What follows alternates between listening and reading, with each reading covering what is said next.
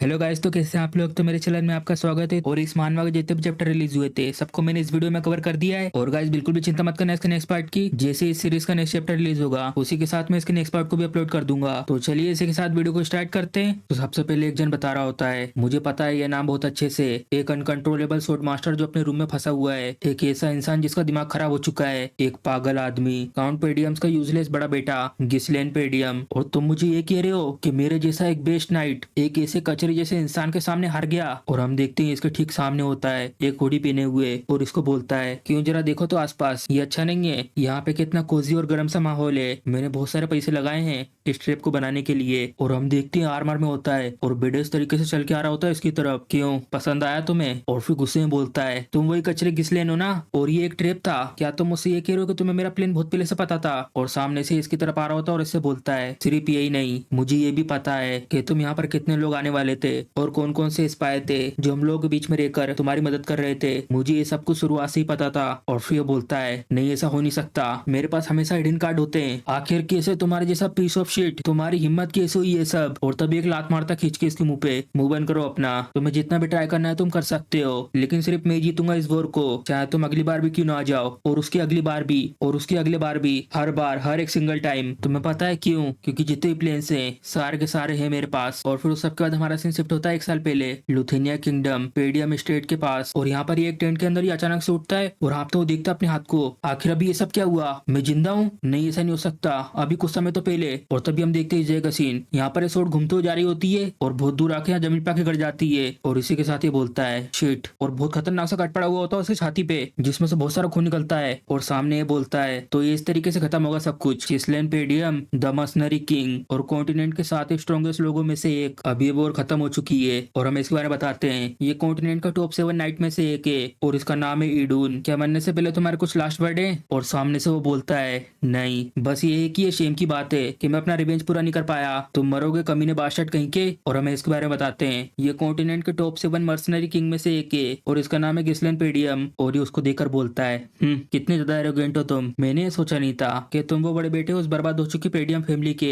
जैसी तुम्हारी सिस्टर मारी गई तुमने अपनी फैमिली को छोड़ दिया, क्यों है ना। और फिर भी चौंक जाता है उसकी बात सुन के और उससे पूछता है, आखिर तुम्हें ये सब कैसे पता जबकि तुम एक दूसरे कंट्री से हो। और ये उसको बता रहा होता है, ऑफ कोर्स मुझे पता है, जबकि मैंने इतनी ज्यादा मेहनत करी तुम्हें टेक डाउन करने के लिए, क्योंकि वो हम लोग हैं जिन लोगों ने डेल्फिन फैमिली के साथ मिलकर तुम्हारी फैमिली को मट्टी में मिलाया है। और ये भी हैरान हो जाता है उसकी बात सुन के, क्या हम लोग? तो इसका मतलब यहाँ पे डेल्फिन फैमिली के अलावा यहाँ पर और भी लोग थे जिन लोगों ने मेरी फैमिली की ऐसी हालत करी है। और पीछे से वो इसी गर्दन पे अपनी तलवार रखता है और बोलता है, वेल वैसे भी अब और ज्यादा आगे एक्सप्लेन करने की जरूरत नहीं है क्योंकि तुम वैसे ही मरने वाले हो, एक्सेप्ट कर लो अपने फेट को। और फिर उसकी तरफ देखकर गुस्से में बोलता है, तुम बास्टर्ड कहीं के, मैं तुम्हें इसके लिए कभी भी माफ नहीं करूंगा। और फिर उसकी बात सुन के उसके घूर को देखता है, ठीक है, और इसी के साथ उड़ा देता है उसकी गर्दन को। और फिर हमारा सीन शिफ्ट होता है प्रेजेंट में और फिर पानी के रिफ्लेक्शन में अपने आप को चेक कर रहा होता है। उसने तो उस समय मेरी गर्दन उड़ा के रख दी थी, लेकिन यहाँ तो सब कुछ ठीक लग रहा है, मेरी गर्दन अभी भी मेरे कंधों के ऊपर है। क्या वो सब कुछ किसी तरीके का इल्यूजन था? जो रुको, मैं तो पहले से छोटा हो गया हूँ, क्या मुझे यहाँ पे पकड़ के ला गया था जिससे कि मुझे यूज कर सके मैं इसके एक्सपेरिमेंट के लिए। और ऐसे ही कुछ वो एरोगेंट बास्टर्ड कहीं के, मैं मेक श्योर करूंगा कि वो रिग्रेट करें मेरे को यहाँ पर ऐसे पकड़ के लाने के लिए। और तभी पीछे से एक जन बोलता है, यंग मास्टर। और फिर भी देखता है उसकी तरफ, प्लीज बाहर आ जाइए यंग मास्टर, मुझे पता है कि आप जाग चुके हो। और तभी अचानक से गर्दन पे तलवार आ जाती है और फिर भी बोलता है हैरान होके, शिट, अगर तुम मेरे क्वेश्चन का आंसर दोगे तो मैं तुम्हें जिंदा छोड़ दूंगा, और शायद नहीं। और फिर भी देखता डर के मारे उसकी तरफ, यंग मास्टर आप ऐसा क्यों कर रहे हो? क्या आपको ऐसा नहीं लगता कि ये बहुत ज्यादा हो गया है? आखिर ये किस तरीके का रिएक्शन है? अभी इस समय इसकी जान खतरे में है, लेकिन तब भी। और फिर पीछे से इस आदमी से कहता है, आखिर तुम ये सब क्या बात कर रहे हो? और तभी ये सोल्जर अपने आप को दूर करता है इससे और इससे कहता है, आप यहाँ पर खुद आए थे गुस्सा करके और यहाँ पर आने के बाद सीधे अपने बिस्तर पे सो गए थे। और फिर बात सुनने का हैरान के बोलता है, आखिर तुम ये सब क्या कह रहे हो? क्या किया मैंने? और ये बता रहा होता है, क्या सोने के बाद तुम सब कुछ भूल गए हो? तुम ही हो जो गुस्सा कर रहे थे कि तुम्हें सब लोगों को कमांड करना है और ग्रुप के साथ रेड करोगे ऑर्क मोस्टर पर। और ये भी हैरान आता है सुन के, क्या ऑर्क्स? आखिर तुम ये सब क्या कह रहे हो? मैं गुस्सा कर रहा था? ये किस तरह की बकवास है? और ये सोल्जर बोलता है, जल्दी अपने सामानों को इकट्ठा कर लो, हम लोग बाहर इंतजार कर रहे हैं। क्या अपने सामान को तैयार कर लो? आखिर हम लोग कहाँ जा रहे हैं? और फिर उसको बता के जा रहा होता है, कहाँ जा रहे हैं? ऑफ कोर्स हम लोग जा रहे हैं पेडियम स्टेट में। और ये नाम सुन के ये भी चुक जाता है, क्या? जरा फिर से कहना तो।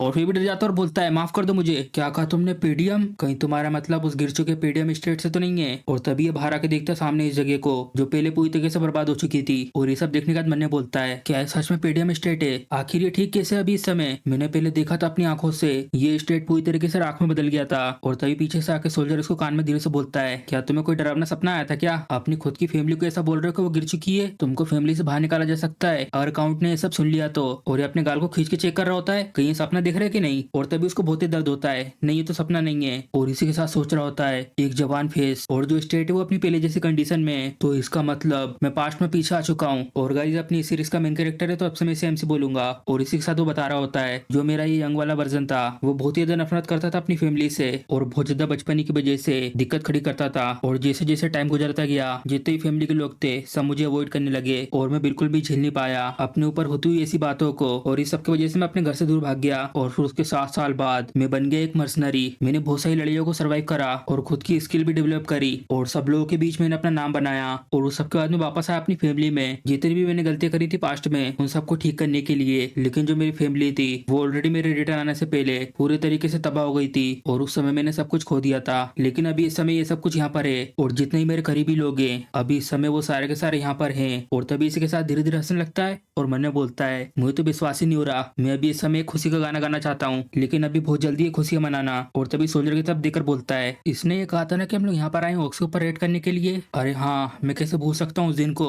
ये वो दिन है जिस दिन रेड पे जाने वाली स्क्वाड के बहुत सारे लोग मारे जाएंगे। मेरी पिछली लाइफ में मैं भी गया था ऑर्क के ऊपर रेड करने के लिए जिससे कि मैं ये सब करके अपना नाम बना सकूं। उस समय पर ऐसी रिपोर्ट मिली थी कि वहाँ पे सिर्फ 3 ऑर्क हैं। और ये सब सुनने के बाद मुझे लगा कि ये तो बहुत ज्यादा आसान होगा और यहाँ तक कि मेरे जैसे के लिए भी जिसके पास कोई भी एक्सपीरियंस नहीं था। लेकिन जैसे हम लोग वहाँ पे पहुंचे वहाँ पे तो 20 से भी ज्यादा ऑर्क थे और इस सब की वजह से हम सारे के सारे ऑलमोस्ट मारे जा चुके थे क्योंकि मैं बहुत ज्यादा जिद्दी था और मैंने ये जिद लगा कर रखी थी कि मैं कमांड करूंगा स्क्वाड को। और अभी उन सब से तो लड़ना बहुत ज्यादा आसान होगा क्योंकि उन लोगों के पास सच में कोई स्ट्रेटेजी नहीं है। बस दिक्कत की बात यह है कि यहाँ पे जितने भी लोग हैं उन लोगों को मेरे पर भरोसा नहीं है। ये लोग बस मुझे एक यूजलेस बास्टर्ड समझते हैं। और तभी अचानक से इसके ऊपर से एक चीज उड़ के आती है और वो सीधे इसके सामने आके गिरती है। और ये सब देखकर सोल्जर बोलते हैं ये तो वो ऑर्क्स हैं, सबके सब लड़ने के लिए तैयार हो जाओ, ये ऑर्क्स आ चुके हैं इस जगह पर। और एमसी भी ये सब देखकर हैरान हो जाता है क्या ये लोग ऑलरेडी यहाँ पर आ गए? क्या ये लोग मेरे पास्ट लाइफ में भी इतना फास्ट आए थे? और हम देखते हैं इसी के साथ ये ऑर्क्स लग जाते हैं सब लोगों को मारने में और एक एक करके सबको मार मार के इधर उधर फेंक रहे होते हैं। और तभी चिल्ला के बोलता है सबके सब फॉर्मेशन में आओ, बिल्कुल भी पैनिक मत करना, सबके सब डिफेंस करो। और हमें बताते हैं उनके बारे में ये है स्क्वाड कमांडर स्कोवा।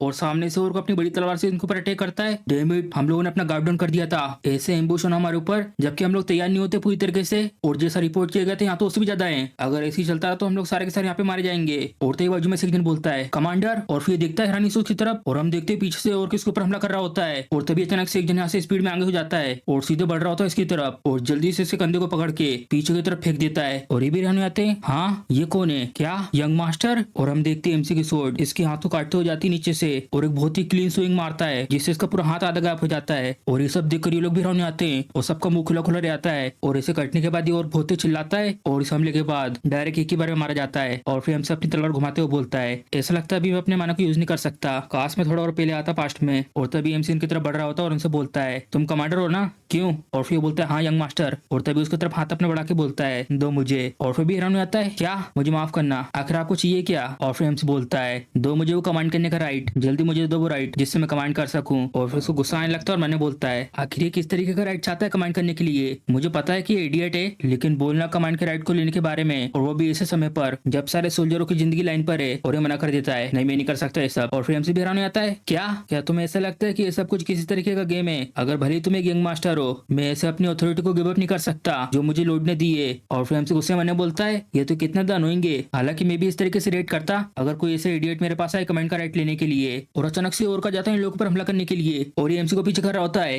यंग मास्टर पीछे हटिए, तुम्हारे पास अभी एक्सपीरियंस नहीं है इतने सारे लोगों को लीड करने का। और फिर एमसी बोलता है तो ऐसा लगता है मेरे पास कोई और रास्ता नहीं है और अपनी तलवार फेंक के मारता है सीधे इसकी बाजू में से। और ये कमांडर जल्दी से साइड में हटता है शॉट से बचने के लिए। और इस सबके जैसे कमांडर एमसी कलर पकड़ के बोलता है आखिर तुम ये सब क्या कर रहे हो? और तभी पीछे से आवाज आती है हाँ, और देखता है मुड़ के और हम देखते हैं एमसी की तलवार सीधे इस और के सर में घुस जाती है और एमसी के इस हमले की वजह से ये ओके की बारे मर जाता है। आखिर ये सब क्या था, आखिर ये कैसे मार पाया उसकी वीक स्पॉट पर? और फिर एमसी कमांडर से बोलता है तुम सेकवन हो ना, क्यों तुम्हें पता है सबसे ज्यादा इंपोर्टेंट चीज क्या है बैटल में? और फिर भी चुप होता है, कुछ बोलता नहीं है। और हम देखते हैं सारे के सारे सोल्जर्स इन सब बॉक्स के सामने बहुत ज्यादा घबरा रहे होते हैं और एमसी कमांडर को बता रहा होता है यहाँ पर कोई भी आशा नहीं जीतने की, जब हमारे खुद के सोल्जर डर के मारे घबरा रहे उनके सामने हमें लगातार उनसे लड़ना है और गेन करना है मोमेंटम को। और इसी के साथ साथ ही ऐसा बोल के एमसी बढ़ जाता है उनके ऊपर हमला करने के लिए और बहुत स्पीड में आता है इन सारे ओक के ऊपर और घुसा देता अपनी तलवार को इस ओक के सर पे। और एमसी को ये सब करते देखकर ये भी हैरान हो जाते हैं। आओ मेरे पास ओर्क, मैं तुम सबको मार दूंगा, किसी को नहीं छोड़ूंगा। और वो सारे ओक बढ़ जाते हैं और एमसी वहां से बढ़ जाता है इन लोगों की तरफ। और एमसी लगातार एक एक करके जितने भी ओर्क यहाँ पर होते हैं सबसे एक साथ लड़ रहा होता है। ये सब क्या है, क्या मैं सपना देख रहा हूँ? यहाँ तक कि मैं एक माना यूजर हूँ, लेकिन मेरे लिए भी ये सब करना बहुत ज्यादा मुश्किल है। तो आखिर कैसे ये पतले सुखड़े यंग मास्टर ये सब कर पा रहे हैं? इनको देखकर मैं ऑलरेडी ये कह सकता हूँ ये भोजिया थक चुके हैं, लेकिन तब भी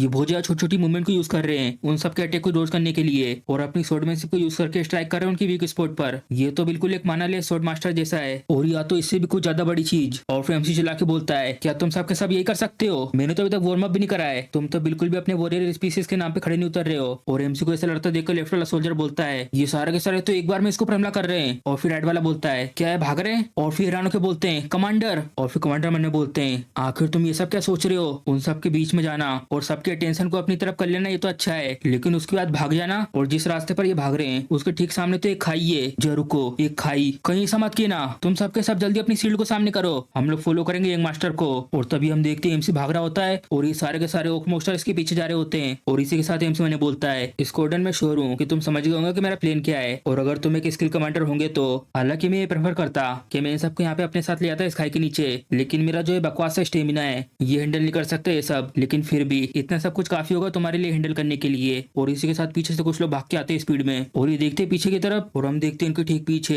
ये सारे के सारे तैयार हो जाते हैं अपने भाले को लगाकर। और फिर एमसी उनको देखकर मुस्कुराते हुए बोलता है ये परफेक्ट है और कूद जाता है उस खाई से। चलो अब स्टार्ट करो। और फिर कमांडर सबको ऑर्डर देते हैं पुश करो इन लोगों को इस खाई की तरफ। और ये सबके सब ले जाते हैं इन लोगों को पुश करने में और इसी के साथ सबके सब भूते चिल्लाते हैं और धक्का देते हैं उन सबको नीचे की तरफ। और ये सारे के सारे और किस पहाड़ी से नीचे गिर रहे होते हैं और सबके सब टकराते हैं नीचे जाके। और फिर सबके बाद सारे के सारे सोल्जर भी थक जाते हैं बहुत तेज और हाफ रहे होते हैं और इसी के साथ बोलते हैं कि हम लोगों ने कर दिया, हम सब मैनेज कर पाए उन सबको मारने में। और तभी कमांडर खाई के नीचे एमसी को चिल्लाकर बोलता है यंग मास्टर। और हम देखते अपने एमसी को ये इस खाई पे लटका हुआ होता है अपनी तलवार को पकड़ के और मुस्कुराते हुए देखते कमांडर की तरफ। और ये भी हैरान आते हैं एमसी को देखकर और मुस्कुराते हैं ये लो पकड़ो मेरे हाथ को। और फिर एमसी बोलता है नहीं मैं ऐसा नहीं कर सकता और एमसी गिर जाता है नीचे की तरफ। कमांडर बोलता है जे रुको और बहुत ज्यादा हैरान हो जाते हैं एमसी को ऐसा करते देखकर और चिल्लाते हुए बोलता है यंग मास्टर। और इसी के साथ एक आवाज आती है ब्रदर ग्रिसलेन। और फिर एमसी भी देखता है रानी से एलेना। और एमसी को उसकी छोटी बहन की मेमोरी याद आ रही होती है और इस मेमोरी में उसकी बहन बोल रही होती है कि अब मोम जा चुकी है, तुम्हारा बहुत बहुत शुक्रिया ब्रदर, आखिर इन दिनों में तुम्हारे साथ क्या गलत है, तुम तो सबसे ज्यादा बेकार हो। और ये सब मेमोरी देखने का एमसी बोलता है ये सारी की सारी मेमोरी तो एलेना की है। और तभी अचानक से इसका हाथ पकड़ के बोलती है ब्रदर। और ये भी देखता है हैरान होकर उसकी तरफ और ये रोते हुए एमसी से बोलती है चलो एक साथ। और ये सब देखने के बाद अचानक से इसकी आंख खुलती है और अपने आप को इस रूम में पाता है क्या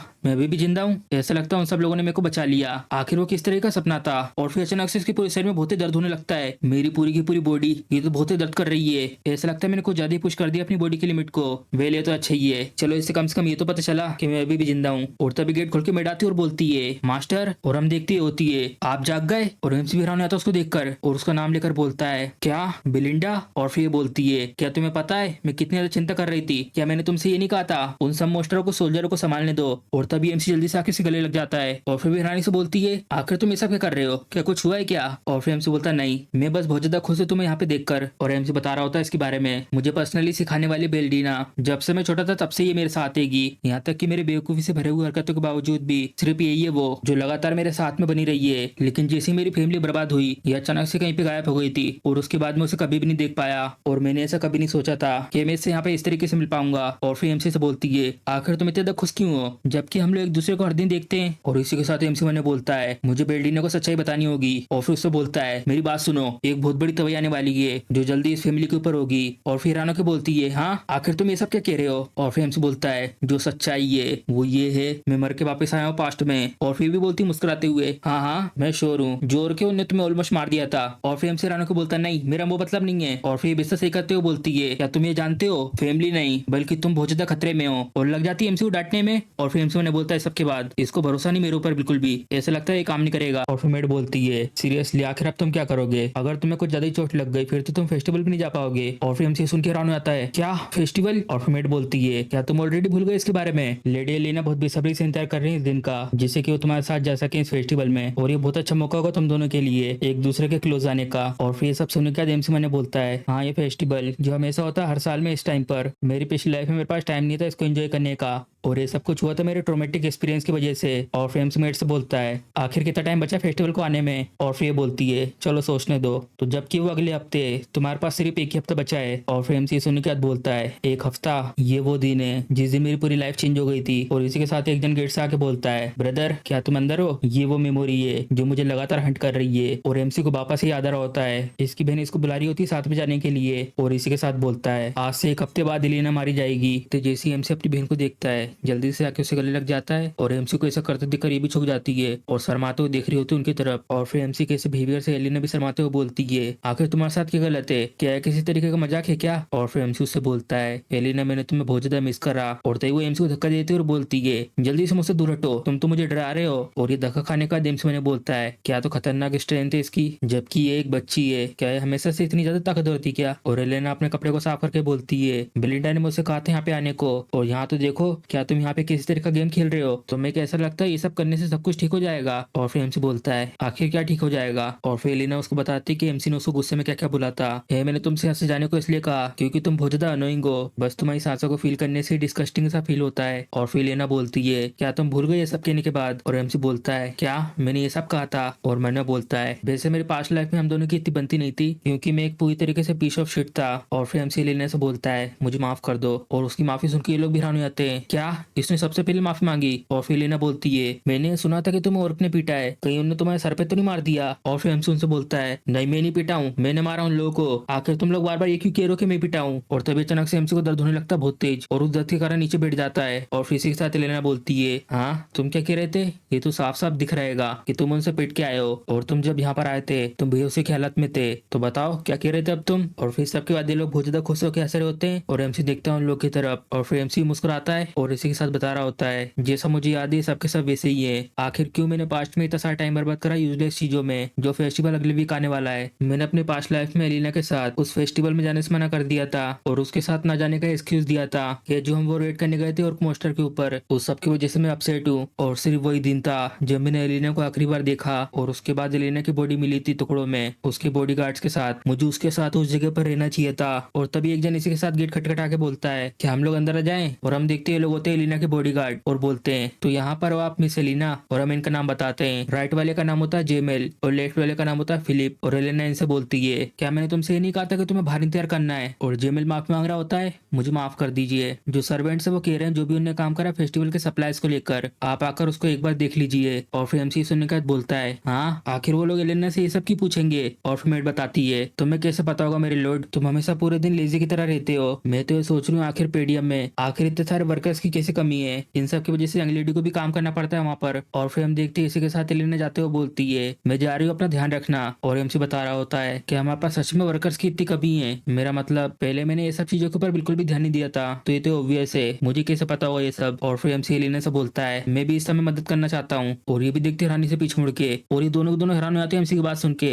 और इसी के साथ मेट बोलती है क्या इसने खुद का ये मदद करेगा? और फिर एलिना बोलती है कहीं सच में इसके सर पे तो नहीं लगी है? और हम देखते हैं बाहर का सीन, यहाँ पर स्टोर लगे हुए होते हैं और जितने भी आसपास में लोग काम कर रहे होते हैं सबके सब डर रहे होते हैं। और इसी के साथ एमसी चिल्ला के बोलता है मैंने कहा ना मैं मदद करूंगा। और फिर एलिना बोलती है जल्दी तुम यहाँ से चले जाओ, जितने भी यहाँ पे लोग काम कर रहे हैं सबके सब डर रहे तुमसे। और हम देखते हैं एलिना एमसी को यहाँ से निकाल रही होती है और एमसी इससे बोलता है क्या तुम इस तरीके से उसको ट्रीट करते हो जो तुम्हारी मदद करना चाहता है? और फिर एलिना बोलती है यहाँ पर एक तरीका जिससे तुम्हारी मदद कर सकते हो, बस तुम्हें यहाँ से दूर रहना है और बिल्कुल भी दिक्कत खड़ी नहीं करना है। और फिर एमसी मैंने बोलता है जो एलिना की बॉडी थी वो यहाँ से बहुत दूर मिली थी गली में, जरूर यहाँ पे कोई ना कोई होगा जो एलिना को वहाँ पे ले गया था, और या तो फोर्सफुली इसको यहाँ से ले गए होंगे। इस चीज को रोकने के लिए मुझे सबसे पहले देखना होगा ये सेल के अंदर और बाहर की सारी चीजों को। और तब इसी के साथ आर्मर में एक जन आके बोलता है मेरे लॉर्ड। और फिर देखता है उसकी तरफ ये चेहरा ओल्ड मैन फेरगस। और फिर हाँपते हुए बोलता है आप तो बिल्कुल ठीक ठाक है, भगवान का बहुत बहुत शुक्रिया, आप बिल्कुल ठीक है। ये जो आपका लोली सर्वेंट है जिसे इसको न्यूज पता चली उन और को लेकर तुम्हारे बारे में, जितना जल्दी हुआ मैं यहाँ पे उतना जल्दी आ गया। और फिर एमसी बोलता है अब इसके बारे में हम लोग को बात करना बंद कर देना चाहिए। और इसी के साथ एलिना बाजू में से आके बोलती इनसे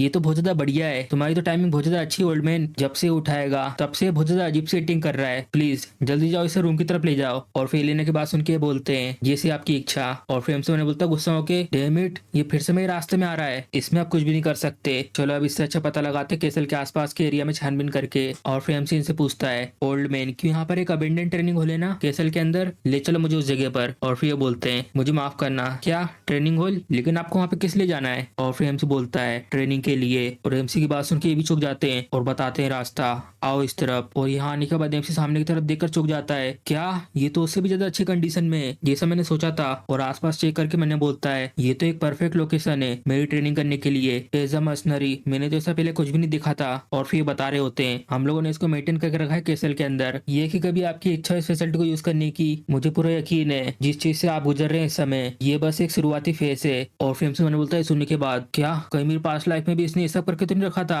अच्छा तो ये सब कुछ हुआ था। और एमसी से बोलता है ओल्ड मैन मुझे बहुत लंबी लाइफ जीनी है सच में, मरना तो बिल्कुल ऐसा फील होता है एक शिट की तरह। और फिर बोलते हैं मुझे माफ करना, आप तो बिल्कुल ऐसे एक्टिंग कर रहे हो जैसे कि आपने ऑलरेडी एक्सपीरियंस कर लिया है लाइफ और डेथ को। और फिर एमसी बोलता है जैसा सोचा था, तुम तो बहुत ज्यादा शार्प हो, मैं एक्चुअली मर कर रिजरेक्ट हुआ हूँ। और एमसी की ये बात सुनने के बाद बोलते हैं मुझे लगता है बहुत ज्यादा हो गया मेरे लॉर्ड। और फिर एमसी जाते हुए बोलता है ठीक है तुम अब जा सकते हो ओल्ड मैन, अब मैं स्टार्ट करने वाला हूँ अपनी ट्रेनिंग को। और फिर भी झुके बोलते हैं मैं आपका बाहर इंतजार करूंगा। और फिर एमसी बता रहा होता है मैं हमेशा अपने आसपास के लोगों को इस तरीके से ट्रीट करता था जैसे कि वो लोग मेरे एनिमी हो, लेकिन मैं ये सब चीजें नहीं देख पाया। तो अब सिर्फ एक हफ्ता बचा है। मेरी पास्ट लाइफ में ये चीज सामने आई थी कि जो एलिना के मौत के पीछे था वो था पास की टेरिटरी का लॉर्ड। और उस सब की वजह से जो पेडियम है वो इस वॉर के बीच में आ फंसा जिसके कारण इस फैमिली का डाउनफॉल हो गया। जो एलिना की मौत थी वो स्टार्टिंग पॉइंट था इस फैमिली के डाउनफॉल का। तो इसका मतलब मुझे यहाँ से सारे के सारे चीजें सही तरीके से सेट करके रखनी है। चलो सबसे पहले ये करते हैं, मुझे अपनी फिजिक को और अच्छी करना है। बस बुरी बात तो ये है कि मेरे पास ज्यादा टाइम नहीं है सब के लिए, लेकिन मैं कम से कम माना जरूर कंट्रोल कर पाऊंगा। और इसी के साथ लंबी सी एक सांस लेता है। माना एक सुपर नेशनल रिसोर्स है और ये काम करता है ह्यूमंस की लिमिट को ब्रेक करने का। बहुत से लोग ये कहते हैं माना को नोटिस करके उसको अपने अंदर लेना ये सबसे ज्यादा मुश्किल का काम है, लेकिन मैं तो ये सब क्योटिक बैटल के दौरान भी आराम से कर पाया था।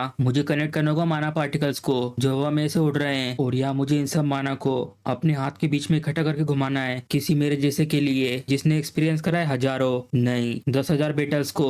माना कोर को क्रिएट करना ये तो मेरे लिए बहुत ज्यादा आसान है, लेकिन बस अगर मेरे पास सिर्फ यही चीज होती तो मैं कभी पार्ट नहीं बन पाता स्ट्रॉन्गेस्ट 7 लोगों में से एक का उस तरीके के साथ जो मुझे मिला था आधी जली हुई मैजिक बुक में। और जो नेचुरल माना कोर है इंसानों का मैं क्रिएट कर सकता हूँ सेकेंड नहीं यहाँ तक कि थर्ड। और इसी के साथ कनेक्ट कर देना सारे के सारे कोर को एक साथ जिससे मैं बना सकूं एक एक्सप्लोसिव फोर्स। और ये सब करने के बाद इसकी नाक और मुंह से खून निकलने लगता है तो 3 कोर मेरी लिमिट है। यहाँ तक कि मैं अपने पास्ट लाइफ में 5 कोर बनाने में कामयाब हो गया था। ये वो तरीका जिससे क्रिएट कर सकते हैं एक्सप्लोसिव फोर्स को, और वो भी बहुत कम टाइम में। लेकिन इसके रिटर्न में ये बहुत ज्यादा अमाउंट में माना को लेता है। और यही कारण है जिसके कारण मैं इडून से हार गया था अपनी पास्ट लाइफ में। अपने साथ वो लेके आया था पूरे के पूरे नाइट ऑर्डर को मेरे साथ फाइट करने के लिए। और जैसे उनसे लड़ने के बाद मेरा माना खत्म हो गया फिर आया वो मुझसे लड़ने के लिए। अगर ये एक फेयर फाइट होती तो मैं डेफिनेटली उसे जीत जाता। और जो ये टेक्निक है ये एक अनस्टेबल टेक्निक है, लेकिन अभी के लिए इतना काफी है मेरे लिए क्योंकि मेरे पास अभी एक जवान बॉडी है और अभी बहुत सारा टाइम है मेरे पास। इस बार मैं लूंगा तुम्हारा सर इडून, और यहाँ तक कि वो बास्टर्ड लोग भी जो डेल्फिन फैमिली के पीछे खड़े हैं जिन लोगों ने मेरी फैमिली को डिस्ट्रॉय करने में मदद करी, मैं तुम सबको डिस्ट्रॉय करके रख दूंगा। और इसी के साथ एक हफ्ता गुजर जाता है ये देने का फेस्टिवल का। और यहाँ पे एमसी पूरी तरीके से तैयार हो जाता है और जा रहा होता है अपनी तलवार के साथ इस जगह से। और एमसी को यहाँ देखकर एलेना भी हैरानी आती है और एमसी से पूछती है वाह तुम तो यहाँ पे सच में आ गए, आखिर उस सब का क्या हुआ? तुम कह रहे थे ना कि तुम ऐसे फेस्टिवलों में आते नहीं हो। और फिर एमसी बोलता है वेल ऐसा पेडियम होकर मुझे पूरे हफ्ते में एक बार तो आना ही चाहिए इस फेस्टिवल में। और फिर एलेना बोलती है तुम तो बहुत ज्यादा अजीब सी एक्टिंग कर रहे हो कुछ दिनों से, मैंने ये सुना कि तुम पूरे इस हफ्ते सिर्फ ट्रेनिंग कर रहे थे और उसके अलावा कुछ भी नहीं। और फिर एमसी बोलता है आखिर ऐसा ट्रेनिंग करने में क्या गलत है, मैं एक नाइट फैमिली का हूँ वैसे भी, तो मुझे ये सब तो करनी पड़ेगा। और फिर एलेना बोलती है एमसी की बात सुनने के बाद तुम तो पहले बिल्कुल परवाह नहीं करते थे इन सब चीजों को लेकर, तुम ही ने खुद कहा था कि डेट बहुत ज्यादा अनोइंग है और ये चाह रहे थे कि तुम ऑलरेडी लोड बन जाओ। और एलेना की बात एमसी को बहुत ज्यादा चुभती है। फिर जैसा भी अभी सब कुछ चल रहा है वो मुझे पसंद है, ऐसा लग रहा है कि पहले वाले तुम वापस आ चुके हो। और एमसी देखता है अपनी बहन की तरफ और इसी के साथ बता रहा होता है मुझे इन कुछ हफ्तों में एक चीज तो समझ में आ गई है, मेरा चीजें करने का तरीका चेंज होने से जो फ्यूचर है वो भी धीरे धीरे चेंज हो रहा है। जो नॉर्मल फ्लो है चीजों के आगे बढ़ने का शायद इसकी वजह से ये सब कुछ हो सकता है, लेकिन छोटी मोटी घटनाओं पर मेरे बीच में आने से फ्यूचर चेंज करना बहुत ज्यादा मुश्किल है। अभी इस समय जो मेरा काम है वो ये है कि मेरी फ्यूचर की इन्फॉर्मेशन का अच्छे से यूज करना, ये मेरी जॉब है। मुझे हर सिचुएशन पर अच्छे से रिस्पॉन्ड करना है बिल्कुल इफेक्टिव तरीके से। जितनी मेरी तैयारियां हैं वो पूरी तरीके से कंप्लीट हो चुकी हैं। और इसी के साथ हम देखते हैं ये एक स्टोर से दूसरे स्टोर पर जा रहे होते हैं। और फिर इस सब के बाद एलेना बोलती है सच में इसमें बहुत ज्यादा मजा आ गया, लेकिन ये सच में बहुत ज्यादा बोरिंग होते आ रहा है। ये चीज हर बार होती है हर साल, और यहाँ पे इस साल भी कोई नई चीज नहीं है। और फिर हमसे उन्हें बोलता आसपास देखकर जो फेस्टिवल वो तो ऑलमोस्ट खत्म हो ही गया है और अभी तक कुछ भी नहीं हुआ है। ये सब कुछ इसलिए तो नहीं क्योंकि मैं एलेना के साथ हूँ। और तभी एक जन बोलता है क्या तुम दूसरे एरिया को चेक करना चाहती हो? और फिर हमसे देखता हो सब आज की तरफ और हम देखते हैं इसके बाजू में आके बोलता है मेरे दोस्त ने बताया कि यहीं पास में एक इवेंट होने वाला है, तो क्या कहना तुम्हें इसके बारे में? और फिर एलेना बोलती है क्या सच में? और चले आती है उसके साथ, ये तो सच में बहुत ज्यादा अच्छा है, इसमें तो मजा आएगा। और फिर एमसी उसकी तरफ देखकर बोलता है तो ये तुम दोनों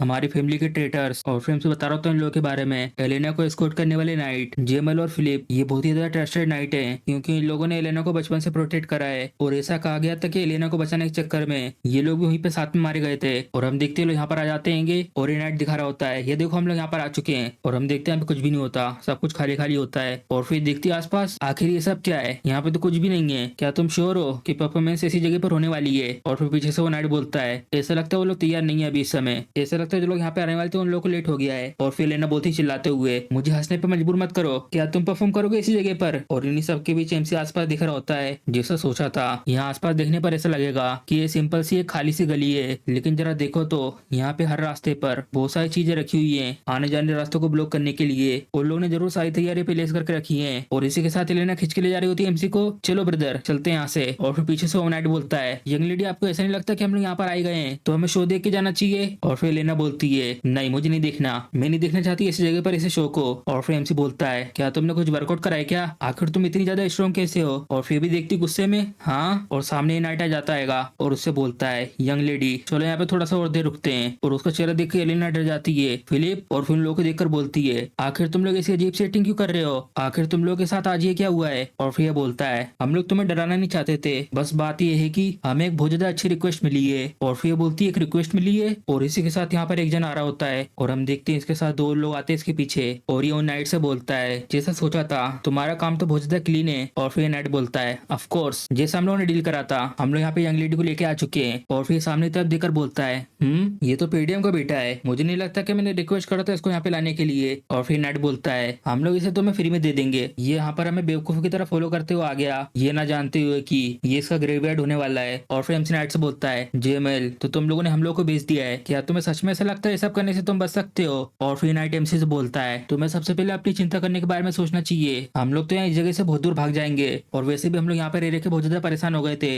एक ऐसी जगह जो पूरी तरीके से कंगाल है, आखिर कौन रहना चाहेगा इसी जगह पर? और मैं श्योर यहाँ पर हमारे अलावा ऐसे बहुत सारे लोग हैं जो इस पीडीएम को छोड़ के जाने वाले हैं। और तभी एमसी जल्दी से आके अपनी तलवार से इसको काट देता है। और अचानक से हमला देखकर ये भी हैरान हो जाता है हाँ। और ये लोग भी बहुत ज्यादा हैरान हो जाते हैं उसको इतनी फास्ट तरीके से मरता हुआ देखकर। और फिर उसके बाद उसके दोनों टुकड़े गिर रहे होते हैं। और फिर एमसी बोलता है लेकिन कम से कम उन लोगों ने हमें बेचा तो नहीं है, क्या तुम्हें ऐसा नहीं लगता? और देखता है गुस्से में पीछे की तरफ और तभी एमसी की बहन को पकड़ लेता है जेमेल वो तो एक इडियट था, आखिर वो कैसे एक नाइट होकर तुम्हारे जैसे किसी से हार सकता है? और इसी के साथ एमसी अपनी तलवार फेंक के मारता है उसके सर पे, इम्पॉसिबल ये कैसे हो सकता है? और एमसी के अटैक पड़ने के बाद ये क्यों मारा जाता है? और साथ में जो लोग आए थे वो बोलते हैं क्या तुम श्योर हो कि ये पीडीएम का सबसे बड़ा बेटा है? मैंने सुना था कि इसके पास कोई भी रियल कॉम्बैट एक्सपीरियंस नहीं है और ना ही किसी तरीके की ट्रेनिंग। नहीं, इसको देखकर ऐसा लग रहा है कि ये पीडीएम का ही बेटा है, इसमें कोई गलती नहीं है। और फिर मैंने बोलता है हालांकि उन नाइट लोगों का गार्ड डाउन था लेकिन फिर भी इसने उन्हें एक झटके में मार दिया, और वो भी ऐसे अटैक के साथ जो माना को यूज करते हैं। और हम देखते हैं एमसी की बहन भोजा डर जाती है और उसे गले लगा के बोलती है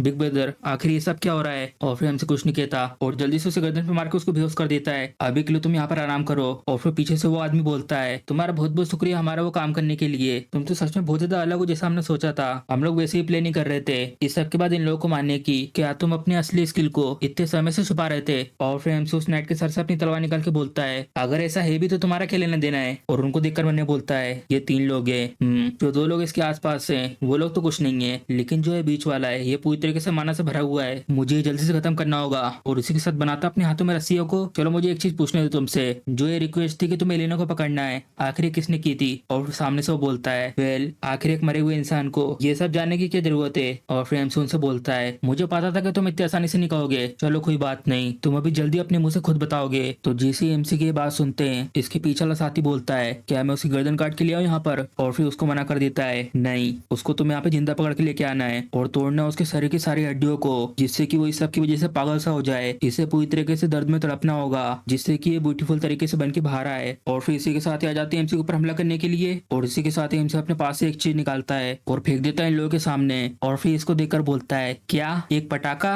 और उसका ध्यान न होने की वजह से एमसी फटाक से इस पटाखे को काट कर इसके सर पे हमला कर देता है और घुसा देता अपनी तलवार को उसके सर के अंदर। और इसी के साथ इसका साथी आता है बाजू से एमसी के ऊपर हमला करने के लिए और उससे बोलता है तुम ऐसी ट्रिक का यूज कर रहे हो, और अटैक कर देता है एमसी के पीछे से और एमसी से बहुत आराम से ब्लॉक कर देता है और देखता है पीछे को उसकी तरफ और फटाक से उसकी तलवार के आसपास अपने हाथ को लपेट लेता है और खींच लेता है उसके पास से उसकी तलवार को और इसी के साथ अपनी तलवार से उसकी गर्दन काट देता है। और एमसी को अपनी तरफ एक हमला आता हुआ महसूस होता है और हम देखते हैं इन लोगों का जो बॉस होता है वो एमसी के पीछे से आके एमसी के ऊपर हमला कर देता है और हम देखते हैं एमसी ने इसे बहुत बढ़िया तरीके से ब्लॉक कर दिया होता है और देखता है उसकी तरफ मुड़ के और एमसी को ऐसा ब्लॉक करते देखकर ये भी हैरान हो जाता है और मैंने बोलता है क्या इसने मेरे इस अटैक को ब्लॉक कर दिया, ये तो एक परफेक्ट छुपा हुआ अटैक था। और इसी के साथ एमसी घूम के जाता है और एक कट मारता है अपनी तलवार से उसके गर्दन के पास और ये भी हैरान हो जाता है एमसी के इस अटैक से और बचने की कोशिश करता है साइड में हटके और एमसी के इस अटैक से इसका पाइप कट के नीचे गिर जाता है और फिर वो बिना कोई टाइम बर्बाद करे एमसी के ऊपर अटैक कर देता है जल्दी से और एमसी इसके इस अटैक को अपनी 2 तलवार से ब्लॉक कर देता है और फिर हम देखते हैं एमसी ने जो पहले अटैक करता है इसके गर्दन के बाजू में से उस अटैक से इसकी गर्दन कटते कटते बचती है और इसी के साथ बता रहा होता है मैं तो बहुत ज्यादा सरप्राइज हुआ, अगर मेरे पास माना की कमी होती तो सच में अभी मेरी गर्दन कट चुकी होती। और फिर सब देखकर एमसी ने बोलता है आखिर ये कैसे अभी तक बचा हुआ है इसे गर्दन पे अटैक खाने के बाद भी, क्या इसने अपने सारे माना को अपने गर्दन के पास फोकस कर लिया है जिससे डैमेज को कम कर सके। और इसी के साथ जो एमसी के ऊपर अटैक करा था वो बोलता है मुझे नहीं पता कि तुमने ऐसी अजीब सी स्वॉर्डमैनशिप इस उम्र में कैसे सीखी है, लेकिन अब तुम यहाँ पे मरोगे तो मुझे यहाँ पे हरा नहीं सकते ऐसे इतने कम माना के साथ। और फिर हंसते हुए बोलता है अब तुम्हें कोई नहीं बचा सकता मरने से। और फिर एमसी उसकी बात सुनने के बाद मुस्कुराता है और ये भी हैरान हो जाते हैं एमसी को ऐसे मुस्कुराते हुए देखकर। और इसी के साथ एमसी अपनी तलवार को जमीन पे लगाता है और पीछे से घुमा के लाता है अपने पैर को उसकी तरफ और मार देता है बहुत तेज लात उसकी मुंह पे। और ये लात खाने के बाद ये दूर जाकर रुकता है और फिर एमसी से बोलता है क्या मैंने तुमसे अभी ये नहीं कहा इतने कम माना के साथ ऐसे छोटे मोटे अटैक मेरे ऊपर काम नहीं करेंगे। और तभी अचानक से इसके साथ कुछ होता है और नीचे गिर के खून की उल्टी करने लगता है। आखिर ये सब क्या हो रहा है, उसने जो अभी अटैक करा था उसकी पावर तो बहुत कम थी, ऐसा हो नहीं सकता कि इसकी ऐसी स्किल के साथ इसका अटैक मेरी इनहेंसमेंट के पार चला गया। और फिर एमसी इसके पास आ रहा होता है और इससे बोलता है मैंने तो ये बिल्कुल नहीं सोचा था कि एलिना के मरने के पीछे यहाँ पर सच में एक कल्प्रेट है, तो वो तुम थे, अब तैयार कर लो अपने आप को। और इसी के साथ यूज करता है अपने थर्ड कोर को और फिर हैरान हो जाता है क्या आखिर ये सब क्या है, अचानक से तुम्हारा माना इतना ज्यादा कैसे बढ़ गया। और तभी एमसी बिना कुछ बोले अपनी दोनों तलवार से इसको ऊपर आ जाता है अटैक करने के लिए और ये भी हैरान हो जाता है ये तो बहुत ज्यादा फास्ट है। और इसी के साथ लगातार बहुत सारे अटैक करता है इसके ऊपर और फिर अपनी तलवार को पीछे करता है और मार देता है पूरी ताकत से उसकी तलवार पे। और ये अटैक को ब्लॉक करने की वजह से इसके हाथ भी कपकपा जाते हैं। और फिर मैंने बोलता है ये तो इम्पॉसिबल है, इसके अटैक को ब्लॉक करने भर से मेरे हाथ तो सुन पड़ जा रहे हैं, चाहे कोई कितना भी माना अपने अंदर से निकाल ले लेकिन तब भी वहाँ पर एक लिमिट होती है कि तुम कितने मानों को यूज कर सकते हो। लेकिन मैंने कभी भी नहीं सुना ऐसे तरीके के बारे में जिसमें तुम एकदम से अपने मानों को बढ़ा सकते हो और वो भी इतने ज्यादा अमाउंट में। ये तो बिल्कुल ऐसा फील हो रहा है कि ये कोई दूसरा इंसान है। और तभी एमसी बहुत पावरफुल अटैक करता है इसकी तलवार पे और तोड़ के रख देता है इसकी तलवार को। और तलवार के टूटने के साथ साथ इसके ऊपर एक बहुत बड़ा सा कट भी पड़ जाता है। और फिर एमसी अपना बिना कोई टाइम बर्बाद करे स्पीड में आता है अपनी तलवार को सीधा लेकर और घुसा देता है उसके पेट में। और जैसे ये तलवार पड़ती है बहुत तेज चिल्लाता है और फिर एमसी उसी गर्दन पे हाथ रख के उसको पीछे की तरफ घुसा देता है और उससे बोलता है चलो अब खत्म करते हैं अपनी बातचीत को जो हम लोगों ने पहले छोड़ दी थी, चलो बताओ आखिर कौन है सबके पीछे। और इसी के साथ ही जल्दी से अपने खंजर को निकाल के बोलता है मैं इतनी आसानी से नहीं हार मानूंगा, मैं कम से कम अपने साथ प्लेडियम की यंग लेडी को लेके जाऊंगा, तो मरो अब तुम। और जैसे डिगर फेंकने वाला था तभी बाजू में से रस्सी आके इसका हाथ पकड़ लेती है और हम देखते हैं एमसी ने इसके हाथ को अच्छे तरीके से पकड़ लिया होता है अपनी रस्सियों से। और फिर इससे बोलता है तो क्या कहना है इसके बारे में, चलो एक डील करते हैं, बिल्कुल भी कुछ ट्राई करने की कोशिश मत करना जब तक तुम मेरे क्वेश्चन का आंसर नहीं दे देते, और जैसे तुम मेरा आंसर दे दोगे तुम्हारे अंदर से मैं अपनी तलवार निकाल दूंगा। और फिर मैंने बोलता है क्या जो ये रस्सियां हैं वो माना से बनाई गई हैं क्या, मैं तो अपना हाथ बिल्कुल भी हिला नहीं पा रहा हूँ, आखिर इसने रस्सी बनाई कब थी। और इसी के साथ इसको याद आता है लड़ने से पहले इसने बना के रख लिया था इन रस्सियों को। और फिर एमसी से बोलता है मैं श्योर हूँ तुम्हारे जैसे किसी को पता होगा कि कैसे ठीक करना है ऐसे घाव को, क्यों, और इससे बिल्कुल भी फर्क नहीं पड़ेगा अगर मैं तुम्हारे माना कोर को डिस्ट्रॉय कर दूंगा तो। और फिर हैरान हो जाता है एमसी की बात सुन के क्या। और फिर हम देखते हैं इसी के साथ एमसी अपनी एनर्जी डालता है अपनी तलवार में और छोड़ देता है उस एनर्जी को उसके कोर की तरफ और तभी इसका कोर छिटक जाता है। और ये सब महसूस करने के बाद मैंने बोलता है क्या मेरा माना कोर तो छिटक रहा है। और फिर एमसी को चिल्ला के बोलता है क्या तुम्हारा दिमाग तो खराब नहीं हो गया, अगर तुम ऐसा करोगे तो हम दोनों को दोनों यहाँ पर एक साथ फट जाएंगे। और फिर एमसी उसको घूर के देखता है अपनी नीली आंखों से और उससे बोलता है ऐसा वो लोग करते हैं जिनको कुछ नहीं आता, ये सब मैं हैंडल कर सकता हूँ। और फिर एमसी को ऐसा देखकर ही मैंने बोलता है ये बिल्कुल भी झूठ नहीं बोल रहा है, मुझे इसकी आंखों में मौत दिख रही है। और तभी चिल्ला के बोलता है ठीक है मैं बताता हूँ, ये सब करवाया काउंट डेस्मोंड ने, वही है जिसने हमको ये सब करने को कहा था। और उसने ये कहा था कि उसको एक बहाना चाहिए पेडियम और डिगेट फैमिली के बीच में वॉर कराने के लिए। और फिर एमसी सुनने के बाद बोलता है अच्छा तो ऐसा है। और फिर मैंने बोलता है तो इस सब के पीछे डेमोंड था, तो इसलिए तुम मानना चाहते थे एलिना को, क्यों। और फिर बोलता है हाँ। और तभी ये सुनने के बाद एमसी घुसा देता अपनी तलवार को और अंदर और फिर चिल्लाते बोलता है आखिर तुम ये सब क्या कर रहे हो, तुमने तो ये कहा था कि तुम अपनी तलवार हटा लोगे। और फिर एमसी बोलता है आखिर क्या हुआ, तुमने अपने टाइम पे बहुत सारे लोगों को मारा है और जब तुम्हारी बारी आई है तो तुम डर रहे हो। और तभी सामने से हंसने लगता है और उसको ऐसा हंसा देकर एमसी भी चौंक जाता है। और फिर एमसी के सर पे अपने सर को टकरा के बोलता है कुछ भी चेंज नहीं होगा अगर तुम यहाँ पे मेरे को मार भी दोगे तो, मैंने अपना काम ऑलरेडी खत्म कर चुका है उस डिगेट फैमिली को लेकर। और तुम्हें कैसा लगता है कि इस सब के बाद लोग तुम्हारे जैसे बच्चे की बात सुनेंगे, पेडियम जरूर आंख में मिलेगा इस वॉर की वजह से। और फिर एमसी उससे बोलता है चलो मुझे तुम्हें कुछ कहने दो, मैं जो हूँ हूँ वो मर के वापस आया हूँ, इस बार सब कुछ अलग होगा पहले से। और इसी के साथ इसे कोर को तोड़ रहा होता है और ये बहुत तेज चिल्लाता है इसकी वजह से। और इसी के साथ आसमान में एक पटाखा जाता है और फट जाता है और हम देखते हैं जय का सीन। इसकी भी सेम हालत हुई होती है और फिर उसको मारने के बाद एमसी भी यहाँ पर होता है और देखता है पीछे की तरफ और हम देखते हैं उसकी बहन तो यहाँ पे सो रही होती है और इसी के साथ अपनी तलवार को छोड़ देता है और ऊपर को मुंडी करके एक लंबी सी सांस लेता है और तभी अचानक से कुछ होता है और खून की उल्टी करने लगता है नीचे गिर के। डैम इट, जब मैं मर्सनरी था तब तो मैं ऐसे 3 कोर को आराम से तोड़ देता था। और फिर इस घर की तरफ आ रहा होता है और बोलता है इस बार मैं फेल नहीं होऊंगा और जल्दी से गेट खोल के आता है इस घर के अंदर। और यहाँ पर हम देखते हैं उन लोगों ने यहाँ पे 2 लोगों को मार दिया होता है और इनको देखकर मैंने बोलता है मेरे पिछली लाइफ में एलिना के अलावा भी यहाँ पे 2 लोगों की बॉडी मिली थी, जैसा अभी उस आदमी ने कहा था उसके अनुसार। जिसको उसने यहाँ पे पहले मारा है वो डीगेट का बेटा है। ऐसा लगता है यहाँ पर ये मारा गया अपनी स्कॉट नाइट के साथ। तो इस तरीके से उन लोगों ने ये प्लान किया था, यहाँ इन लोगों के ऊपर इंजाम लगा दिया था एलिना के किलर होने का। और जैसे ये चीज सामने आई वैसे ही स्टार्ट हो गई वॉर। चलो सबसे पहले यहाँ पे जितने भी एविडेंस है सबको साफ करते हैं और हम देखते हैं एमसी आग लगा के आ जाता है उस घर के अंदर और जा रहा होता है इस जगह से अपनी बहन को पीठ पे बिठाकर और इसी के साथ बोलता है जैसा तुम चाहते हो मैं वैसा बिल्कुल नहीं होने दूंगा। और हम देखते हैं एमसी को यहाँ से जाते हुए एक जन दिख रहा होता है छत के ऊपर से और गायब हो जाता है इसी के साथ। और जो वहां से गायब हुआ था वो जल्दी से इस जगह पर आकर बता रहा होता है जो मिशन वो फेल हो चुका है। और आसपास में ये लोग बोलते हैं आखिर ये सब कैसे हो सकता है, हम लोगों ने तो नाइट्स को भी भेजा था और उन लोगों के साथ में फ्रैंक भी था द बेस्ट, और तुम वहाँ पर एक लड़की को नहीं संभाल पाए और तुमने अपना गार्ड डाउन कर दिया ये समझ के कि ये बहुत ज्यादा आसान काम था। और फिर ये बोलता है ये सब कुछ हुआ है वो गिस्लेन पेडियम की वजह से। और फिर लोग भी हैरान होते हैं क्या गिस्लेन, वो नॉर्थ का यूजलेस बास्टर्ड। मैं श्योर हूं कि तुम्हें इस चीज के बारे में पता होगा कि जो गिस्लेन हैगा वो एक पीस ऑफ शिट है, या तुम सच में उसको यूज कर रहे हो एक एक्सक्यूज के रूप में। और फिर बता रहा होता है नहीं, जैसे उसके बारे में इन्फॉर्मेशन और आसपास के रूमर्स हैं वो उन सब से बिल्कुल अलग है। और वो सब कुछ बता रहा होता है एमसी के बारे में, ये तो बिल्कुल ऐसा था जैसे कि वो एक पूरे तरीके से कोई दूसरा इंसान है। लेकिन हम लोगों ने ऑलरेडी अपना पहला काम पूरा कर दिया है डीगेट फैमिली को लेकर, तो इसलिए वो रिस्टार्ट करने में कोई भी दिक्कत नहीं होगी। प्लीज मुझे एक और मौका दीजिए इस सब के लिए। और फिर सबके बाद वो उसके ऊपर चिल्ला रहे होते हैं तुम चुप हो जाओ, तुम तो उस बच्चे को लेकर इन्फॉर्मेशन तक पता नहीं कर पाए, तुम समझ रहे हो ना इससे हम लोग कितने ज्यादा पीछे हो चुके हैं, तुम तो ऐसे आसान मिशन को भी कंप्लीट नहीं कर पाए और तुम यहाँ पर एक और मौका चाहते हो, एलिमिनेट कर दो अभी से। और तभी सामने से एक जन बोलता है कितनी ज्यादा आवाज कर रहे हो तुम लोग, तो बताओ आखिर तुम्हें किस तरीके का मौका चाहिए। और फिर बोलता है मैं रास्ते से हटा दूंगा गिस्लेन पेडियम को। और सामने से वो बोलता है आखिर कैसे करोगे तुम ये सब। और फिर बोलता है यहाँ पर एक जन है जो ये सब कर सकता है। और आसपास में जो लोग होते हैं वो बोलते हैं आखिर कौन। और फिर वो बताता है उसका नाम है केन लॉक्स, वो फेमस है अपनी स्ट्रेंथ बेस्ड स्वॉर्डमैनशिप को लेकर। भले वो एक यंग एज का है लेकिन उसकी स्ट्रेंथ बहुत ही ज्यादा है, मैं आपको पूरी तरीके से कॉन्फिडेंट होकर बता सकता हूँ यहाँ पर पूरे नॉर्थ में ऐसा कोई भी नहीं है जो मैच करता है इसकी स्ट्रेंथ के साथ। और इसी के साथ जो केन हैगा वो गिस्लेन का कजन है, तो मैं सोचूं हम लोगों को फोर्स नहीं करना पड़ेगा उन लोगों को आमने सामने लाने के लिए। और तभी सबके बाद आसपास में जितने भी लोग बैठे होते हैं सबके सब चुप हो जाते हैं। और तभी जो सामने बड़ी सीट पे बैठा हुआ होता है वो बोलता है अगर तुम फिर से फेल हो गए तो यहाँ पर कोई भी अगला टाइम नहीं मिलेगा तुम्हें। और फिर इसके साथ चिल्ला के बोलता है मैं आपको डिसअपॉइंट नहीं करूंगा। और उसके बाद हमारा सीन इस जगह पे शिफ्ट होता है पेडियम के एसएल के ट्रेनिंग हॉल में। और यहाँ पर ओल्ड मैन आके बोलते हैं एक्सक्यूज मी मास्टर। और तभी सामने से स्पीड में वही माना वाली रस्सी आती है और यहाँ इसके बाजू में जो तलवार रखी थी उसको पकड़ लेती है और वापस पीछे की तरफ निकल जाती सोर्ड लेकर। और एमसी पकड़ लेता है सोर्ड को और आसपास घुमाते हुए बोलता है चलो ये ठीक है इतना काफी होगा। और फिर एमसी सामने देखता है ओल्ड मैन की तरफ और उनसे बोलता है हाँ तो कैसा आना हुआ ओल्ड मैन फेरगस। और फिर बोलते हैं मुझे माफ करना आप ट्रेनिंग में बहुत ज्यादा फोकस थे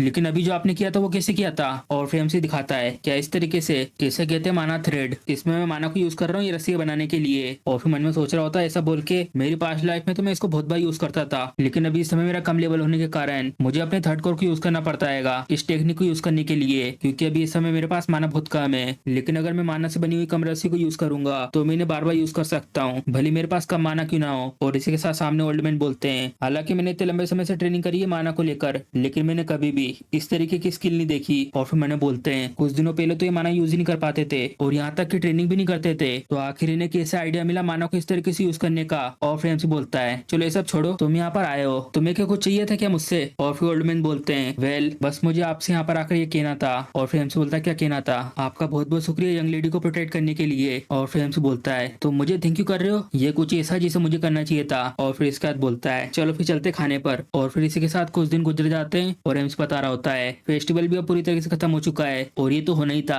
क्योंकि गार्ड नाइट ने ट्राई करा यंग लेडी को बेचने का। और हम देखते हैं जय का सीन, यहाँ पर एलेना बोलती है सबके सब ये सोच रहे हैं कि मैं झूठ बोल रही हूँ, जब मैंने उनसे ये कहा कि तुमने मुझे बचाया है तुम्हें जाके कुछ ना कुछ कहना चाहिए सबके बारे में। और फिर एम्स बोलता है सब कुछ ठीक है, अगर उन्हें भरोसा करना है या नहीं करना हो इससे मुझे फर्क नहीं पड़ता। और फिर पीछे से मेट बोलती है गुस्से में वो जेमल और फिलिप वो आपको यहाँ से ले जा रहे थे खुद के लिए, वो बादशाह कहीं के वो लोग तो सच में एक परवट है। और फिर एम्स बता रहा होता है, अब एलेना ठीक है और मैंने वॉर को भी होने से रोक दिया है, लेकिन मैं श्योर हूँ वो लोग हार नहीं मानेंगे। मैं उन लोगों को खुद से अकेले हमेशा नहीं रोक सकता, मुझे जल्दी जल्दी बढ़ाना होगा मिलिट्री फोर्स को। और फिर बाहर से मेड आके बोलती है एक्सक्यूज मी और लेके आती खाने को। और फिर हमसे उन्हें बोलता है और ये सब करने के लिए मुझे और ज्यादा पॉलिटिक्स के अंदर जाना होगा। और हम देखते उसका खाना एक ब्रेड होता है और एमसी भी हैरान हो जाता है इसको देखकर और सामने मेड से पूछता है बेलिंडा आखिर हमें शुरुआत में ये नाश्ते वाली चीज क्यों मिल रही है? क्या नाश्ता? तुम्हें पता है ना हमारे हालात कैसे हैं। औरतें ही बाहर से बहुत ही चिल्लाने की आवाज आती है और बाहर से चिल्ला रहे होते कंपनसेशन के लिए कि जितना भी डैमेज हुआ फेस्टिवल न चलने के कारण उन सबका कंपनसेशन मांग रहे होते हैं ये लोग। और ये सब के सब कैसल के बाहर चिल्ला रहे होते हैं कंपनसेशन कंपनसेशन। और यहाँ सामने गार्ड से बोलते हैं ये जल्दी आओ बाहर, तुम लोग यहाँ पे सबसे ज्यादा पैसे बना रहे हो। और फिर गार्ड बोलता है प्लीज शांत आओ शांत आओ। और फिर एमसी देखता है खिड़की से नीचे की तरफ आखिर ये सब क्या हो रहा है। और फिर बेलिंडा बताती है मुझे पता था कि ये लोग ये करेंगे, तुम्हें पता है ना हमारी जो कंट्री है वो पूरी तरीके से मशीनरी से भरी हुई है, जो लोग रहने के लिए प्रॉफिट कमाते हैं और वो प्रॉफिट आता है फेस्टिवल से।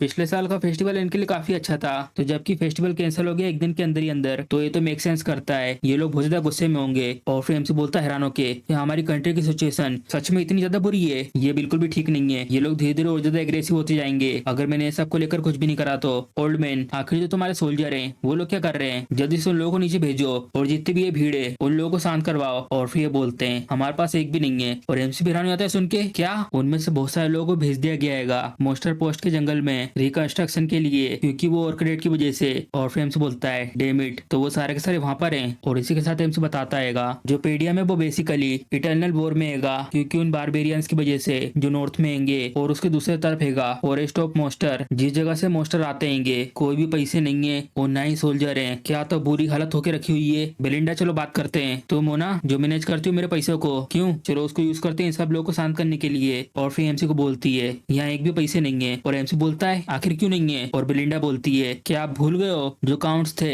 उनने आपकी पॉकेट मनी कट कर दी है क्योंकि आप अपने पैसे ऐसी बेफालतू में खर्च करते थे और बहाते रहते थे पानी की तरह। और फिर एमसी उन्हें बोलता है जे रुको, तो इसका मतलब मेरे पास एक भी पैसे नहीं है, मैं पूरी तरीके से ब्रोक हो चुका हूँ। और बेलिंडा से बोलता है तो मुझे कुछ पैसे दो। और फिर हंसते हुए बोलती है मेरे पास भी कुछ नहीं है, डेमेट ना ही पैसे ना ही सोल्जर है, आखिर हमारे पास है क्या। बिना थोड़े बहुत पैसों के मैं यहाँ पे कुछ भी नहीं कर सकता, भले यहाँ तक कि मुझे फ्यूचर भी क्यों ना पता हो। मुझे सबसे पहले कैसे भी करके पैसों को बंदोबस्त करना है। यहाँ पे कोई तरीका नहीं है क्या, यहाँ पे जरूर इस स्टेट में कुछ ना कुछ होना चाहिए। और तभी एक जन गेट से आके बोलता है यंग मास्टर। और एमसी भी देखता है हैरान होकर उसकी तरफ और उससे बोलता है रिकार्डो आखिर क्या हुआ, तुम इतनी जल्दी में हो। और फिर ये बोलता है यहाँ पर एक दिक्कत है, यंग मास्टर केन आपसे मिलना चाहता है। और एमसी नाम सुनने के बाद बोलता है क्या केन। और हम देखते हैं जय का सीन, यहाँ पर कमांडर को एक जन बहुत पीटा हुआ होता है और तभी एक और मुक्का मारता है इसके मुंह पे और इसी के साथ एक और मुक्का लाता है स्पीड में और मार देता है कमांडर के पेट पे। और ये मुक्का खाने के बाद इसकी हालत बहुत ही ज्यादा बुरी हो जाती है और सीधे यहाँ जमीन पे आके गिर जाता है। और एमसी भी यहाँ पर गेट पर आ चुका होता है और ये एमसी से बोलता है यंग मास्टर। और एमसी देखता है उसकी ऐसी हालत को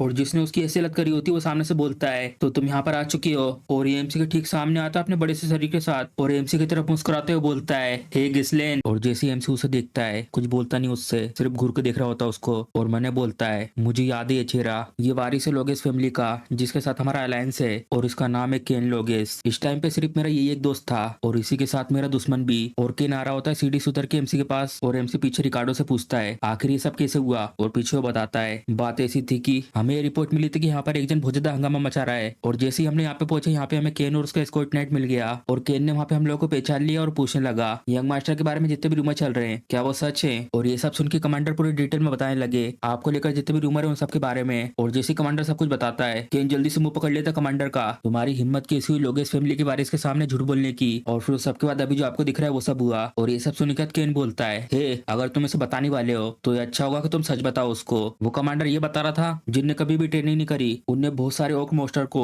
सिर्फ अपने हाथों से मार दिया और जो ट्रेडर नाइट थे उनको तुमने खुद मारा अपने हाथों से, तो इसलिए मैंने इसको ऐसे सपने से जगाने के लिए थोड़े से सेंसेस इसके अंदर डाले हैं। ये सब होता ही नहीं अगर ये शुरुआत से मुझको झूठ नहीं बोलता तो। और एमसू से कुछ बोलता नहीं है, दिख रहा होता तो घुर घुर के। और फिर मैंने बोलता है हाँ ये इस तरीके का इंसान है, ये हमेशा मुझे ट्रीट करता है अपने सबॉर्डिनेट के रूप में। और जब भी यहाँ पेडियम में आता है ये हर जगह बहुत सारा नुकसान और दिक्कतें खड़ी करता है और इतनी सारी दिक्कतें खड़ी करने के बावजूद भी इसको कोई कुछ इसलिए नहीं कहता क्योंकि मैं इसका सबॉर्डिनेट हूँ। कोई भी नीचे नहीं देखता केन को मुझसे बिल्कुल अलग, जो अपने आप को हमेशा घटिया समझता था। और ये जो पूरी तरीके से कॉन्फिडेंट है, जो बात करता है दूसरों से बोल्ड तरीके से, इसके लिए इसकी तारीफ करी जाती है कि इसके पास हर तरीके की क्वालिफिकेशन है और ये फिट बैठता है अपनी फैमिली का वारिस बनने के लिए, और इस वजह से मुझे भी बहुत ज्यादा क्रिटिसाइज किया जाता था। और केन देखता है एमसी को ऐसे मुस्कुराते हुए, जरा देखो तो इस लड़के को, वैसे तो ये इतना प्रवोक करने के बाद मेरे से आके जल्दी से लड़ने लगता। और इस सब के बाद हम देखते हैं पहले का सीन लोग इस कंट्री में, और केन सामने एक जन से बोलता है क्या मानना है गिस्लेन को। और हम देखते केन के सामने आदमी होता है रोप पहने हुए, और केन को बोलता है अगर तुम इस काम को पूरा करने में कामयाब हो जाते हो तो जो तुम्हारी लोगेस फैमिली है उसको सम्मानीय मेंबर के लोग सपोर्ट करेंगे। और ये सुनने के बाद केन कुछ बोलता नहीं है, और फिर उससे बोलता है ऐसे बदमाश से डील करना ये कोई मुश्किल काम नहीं है, लेकिन जो गिस्लेन है वो भी अपनी जगह का एक वारिस है, तो आखिर में कैसे उसे एलिमिनेट करूं। और सामने रोब वाला आदमी बता रहा होता है हम लोग उसे प्रोवोक करेंगे एक डुएल के लिए, और सबके सामने ऐसा सीन बनाएंगे जैसे कि वहाँ लड़ाई करते समय कुछ एक्सीडेंट हो गया हो, और ये लोगों के सामने देखने में ऐसा लगेगा कि ये दो बारिश के बीच में छोटा मोटा झगड़ा हुआ है। और चिंता मत करो, मैं भी वहाँ पे तुम्हारे साथ जाऊंगा अपना भेष बदल के, तुम्हारा एक एस्कॉर्ट नाइट बन के, और जल्दी से हालातों को लड़ाई तक पहुंचाने का काम करूंगा जिससे कि तुम्हें कोई ज्यादा दिक्कत ना हो। और ये तुम्हारे लिए एक बहुत ज्यादा बढ़िया मौका है। और उसकी ये बात सुनने के बाद केन थोड़ा देर तक कुछ बोलता नहीं है, और फिर उससे बोलता है ऐसा सोचना कि मुझे मानना होगा अपने खुद के कजन को, तो चलो इसे अभी इस समय करते हैं। और फिर केन मन में बोलता है पीछे की तरफ देखकर कहीं ये लोग इसको इसलिए तो नहीं मानना चाहते कि ये पहले से बहुत ज्यादा चेंज हो गया है। और फिर मुस्कुराते हुए बोलता है अगर ऐसी बात है। और केन सामने एमसी से बोलता है हे आखिर तुम यहाँ पे क्या कर रहे हो। और एमसी भी देखता कंफ्यूज होकर उसकी तरफ, और केन सीढ़ी बैठ के बोलता है तुम अभी भी यहाँ पे ऐसे खड़े हुए हो, तुम्हें पता है ना कि मैं यहाँ पे आया हूँ, तो जल्दी से तैयारी करो बाकी सब चीजों की। और फिर एमसी से बोलता है क्या किस चीज की तैयारी करना है। और केन बोलता है मैंने सुना कि फेस्टिवल बीच में रुक गया, नहीं चलो सबसे पहले थोड़ा सा मूड बनाते हैं और कुछ अच्छा टाइम बिताते हैं यहाँ इस जगह पर, जब भी चीजें इन पर आती है हम दोनों हमेशा मैच खाते हैं, क्यों है ना, क्या मैं गलत हूँ मेरे दोस्त। और फिर एमसी भी सोच रहा होता है आखिर वो किस बारे में बात कर रहा है। और फिर सोचने के बाद बोलता है ओ अच्छा तो तुम उस चीज की बात कर रहे हो। और फिर मैंने बोलता है हाँ ये इस जगह पर जब भी आता है ये मुझसे लड़के और शराब लाने को कहता है, मैं इसकी ये बातें पहले मान लेता था क्योंकि मैं इसके हाथों से पिटना नहीं चाहता था, लेकिन अब मैं ये सब बिल्कुल नहीं करने वाला, इसके वजह से मेरे इतने सारे पैसे बर्बाद हो गए। और याद कर रहा होता है ब्लेंडर ने इसको जो पहले कहा था लॉर्ड ने तुम्हें पैसे भेजने सब बंद कर दिए हैं क्योंकि तुम बहुत सारे पैसे को बर्बाद करते रहते हो। और अचानक से एमसी को एक चीज याद आती है ये तो हर वक्त मेरे पास ही था, मेरे पैसों का पूरा सोर्स। और केन चिल्ला के बोलता है हे गिस्लिन तुम सुन रहे हो कि नहीं सुन रहे, अगर तुम्हें याद आ गया हो तो जल्दी से लेकर आओ उन सबको यहाँ पर, क्या तुम देख नहीं पा रहे मैं यहाँ पे इंतजार कर रहा हूँ। और फिर एमसी बोलता है हाँ ऑफ कोर्स ये अच्छा रहेगा कि मैं उन सबको यहाँ पे लेके आ जाऊँ, लेकिन क्या तुम्हारे ऊपर मेरा कर्जा नहीं है जो तुम्हें चुकाना है। और ये सुन के ये भी हैरान हो जाते हैं। और ये सब सुनने के बाद केन एमसी से बोलता है कर्जा चुकाना है आखिर कौन सा। और फिर एमसी केन से बोलता है तुम्हें पता है ना इतने समय से जो भी तुम मुझसे मांग रहे थे वो सबका सब मैं अपने पैसों से लेके आ रहा था, तो दो मुझे वापस, जितना ही खर्चा मुझे हुआ है वो सब मैं सबको सेटल कर दूंगा 1000 गोल्ड में अपने पैसे और साथ में ब्याज को मिलाकर, तो जल्दी से पे करो ये सब। और ये सुनने के बाद केन भी हैरान हो जाता है और बोलता है क्या 1000 गोल्ड, जितना सब अभी तक तुमने करा है उन सब का खर्चा कम से कम 100 गोल्ड का होगा, और ये सब चीज तुम मेरे लिए इसलिए कर रहे थे क्योंकि तुम मुझे अपना दोस्त मानते हो, ये बिल्कुल एक फ्रेंडशिप की तरह है। और फिर एमसी बोलता है फ्रेंडशिप गई भाड़ में, मैं तुम्हारा डोरमेट रह चुका हूँ बहुत लंबे समय से, तो इसलिए जल्दी से मुझे ये सब पे कर दो नहीं तो मैं तेरी पीट पीट की बुरी हालत कर दूंगा, मेरे को अभी इस समय बहुत सारे पैसों की जरूरत है जैसे तुम देख सकते हो। और एमसी के मुंह से ये सुनने के बाद आसपास में जितने भी लोग होते हैं सबके सब हैरान हो जाते हैं। और रिकार्डो हैरान होकर मैंने बोलता है यंग मास्टर अभी इस समय आप ये सब क्या कह रहे हो। और एमसी के मुंह से ये सब सुनने के बाद केन उठता है और एमसी के ठीक सामने आके बोलता है अब तुम बहुत ज्यादा बोल्ड तरीके से एक्टिंग कर रहे हो, वो इसलिए क्योंकि मैं तुम्हारे पास जब से इजी जा रहा था ऐसा लगता है कि तुम एक्चुअली में बिलीव करते हो कि तुम ताकतवर बन चुके हो, बस इसलिए क्योंकि तुमने बहुत सारे झूठे झूठे रूमर फैला दिए हैं कि तुमने हरा दिया एक नाइट को, तुम एक पैरासाइट के अलावा कुछ भी नहीं हो जो इस जगह पर सिर्फ रेंग रहा है, इसलिए तो यहाँ नॉर्थ में सब लोग तुम्हें एक बदमाश कहते हैं और बस तुम सिर्फ बकवास की बातें करते रहते हो, तैयार कर लो अपने आप को। और केन का मुक्का आ रहा होता है एमसी की तरफ और एमसी तो बिल्कुल शांत तरीके से खड़ा होता है, बिल्कुल भी नहीं हिलता है इस जगह से, और एमसी आराम से साइड में हट के उसके मुक्के को डोज कर देता है। और एमसी को ऐसा करते देखकर ये लोग भी हैरान होते हैं और केन लगातार और मुक्के मार रहा होता है और एमसी लगातार उसके मुक्के को डोज कर रहा होता है और एमसी घूम के एक मुक्का मारता है उसके गट्स पे और ये मुक्का खाने का भी हैरान हो जाता है। हाँ, और तभी एमसी को मुक्का मारता है उसके मुंह पे और केन ब्लॉक कर देता है एमसी के मुक्के को अपने हाथ से, और एमसी को तो कुछ फर्क नहीं पड़ता उसके मुक्के को ब्लॉक करने से, बस पूरे फोकस में देख रहा होता है उसकी तरफ। और फिर अचानक से केन चिल्लाते हुए जमीन पे गिर जाता है और साथ में जो केन का स्कॉट नाइट बन के आया था वो केन से बोलता है यंग मास्टर क्या आप ठीक हैं। और फिर एमसी केन से बोलता है जल्दी उठो और चिल्लाना बंद करो, मुझे पता है कि तुमने उस हमले को ब्लॉक कर दिया था। और केन का स्कॉट नाइट बोलता है तुम पीछे हटो गिस्लिन, आखिर तुम यहाँ पे ये सब क्या कर रहे हो। और उसकी ये बात सुनने के बाद आसपास में लोग बोलते हैं आखिर ये सब क्या था, क्या गिस्लिन ने अभी भी मारा केन को, क्या किसी ने देखा ये सब अच्छे से। और एमसी देखता है मुड़ के उन लोगों की तरफ ये सब बातें करते हुए और फिर मैंने बोलता मुस्कुराते हुए तो इस तरीके से तुम खेलना चाहते हो। और गिस्लिन धीरे से बोलता है बाजू में रोब वाले आदमी से तो बताओ कैसी थी मेरी एक्टिंग। और ये रोब वाला आदमी खुश होकर बोलता है ये तो एक्सीलेंट था, तुमने तो स्टेज तैयार कर दिया बिल्कुल परफेक्ट तरीके से, आप सबको देखने में ऐसा लगेगा कि ये सारे की सारी गलती गिस्लिन की थी, अब इतना सब काफी होगा डोल करने के लिए। और फिर केन अपने कोट में से एक चीज निकाल रहा होता है और मैंने बोलता है ऑफ कोर्स ये तो एक रेयर मौका है कि मुझे इतनी पावरफुल बेकिंग मिल रही पीछे से और इतने ज्यादा पावरफुल लोग सपोर्ट करेंगे हमें पीछे से, इस बार मैं मेक श्योर करूंगा कि मैं यहाँ पे सबके सामने अपना इंप्रेशन दिखा के जाऊं। अभी एक परफेक्ट टाइम है, एक ऐसी पेडियम फैमिली जिसकी पावर धीरे धीरे गिरते जा रही चाहिए उसके साथ सारे संबंधों को तोड़ के अलग होने का। और ये दस्ताना एमसी की तरफ फेंक रहा होता है और एमसी चिल्ला के बोलता है, आखिर तुम्हारी हिम्मत कैसी हुई ऐसे झूठ बोलकर नोबल की इज्जत को मिट्टी में मिलाने की, मेरे ऊपर ऐसा अटैक करना सिर्फ सच्चाई का पता लगाने के लिए। मैं चैलेंज करता हूँ तुम्हें डुएल के लिए। और केन के दस्ताना फेंकने से पहले ही एमसी अपना दस्ताना फेंक के मारता है सीधे उसके मुंह पे और केन से बोलता है, मैं तुम्हें चैलेंज करता हूँ डुएल के लिए, केन लोगेस। और एमसी को ऐसा करता देखकर केन भी बहुत ज्यादा हैरान हो जाता है और एमसी केन से बोलता है, तुमने मेरी बेइज्जती करी एक वारिस की, पेडीएम के जितने लोग हैं उन लोगों के सामने, और हमला करा मेरे कमांडर के ऊपर जिससे तुमने नोबल की इज्जत मट्टी में मिला के रख दी है। तुम ये सब कुछ मना तो नहीं करने वाले हो ना, क्यों? और ये सब सुनने के बाद केन कुछ बोलता नहीं है और फिर हंसते हुए बोलता है, मुझे ऑलरेडी पता था कि तुम एक बेवकूफ हो, लेकिन मुझे ये नहीं पता था कि तुम इतने ज्यादा बेवकूफ हो कि तुम अपनी कबर अपने हाथों से खोदोगे। चलो ठीक है, मैं एक्सेप्ट करता हूँ तुम्हारे डुएल को। अगर तुम इस सबके बाद मर भी जाते हो तो बिल्कुल भी रिग्रेट मत करना। और एमसी भी सबके बाद मुस्कुराता है और गुरु को देख रहा था उसकी तरफ और बाजू में से रिकार्डो को बुलाता है और रिकार्डो बोलता है, हाँ यंग मास्टर, बुलाकर लेकर आओ उन सब मर्चेंट्स को जो लोग केसल के बाहर धरना लगा के बैठे हुए हैं। और एमसी के मुंह से ये सुनने के बाद रिकार्डो हैरान हो जाता है और एमसी अपने हाथों खुजाते हुए बोलता है, कह देना उन लोगों से कि मैं उन लोगों के लिए बहुत सारे पैसे यहाँ पे बनाने वाला हूँ। और एमसी बता रहा होता है जो फेस्टिवल है वो अचानक से कैंसिल हो गया था, जिसकी वजह से इतना गर्म हुआ माहौल अचानक से ठंडा हो गया और पीछे रहेगा कुछ टूरिस्ट जो लोग वापस नहीं जाना चाहते थे रिग्रेट होकर। अभी इस समय ये लोग जरूर आग बबूला होने के कगार पर होंगे क्योंकि ये लोग अपने पैसे और टाइम को लगा नहीं पाए कहीं पर। और ऐसे हालात के बीच अगर कोई ऐसी चीज हो जाए जिससे उन लोगों को शांति मिल सके तो वो ये है।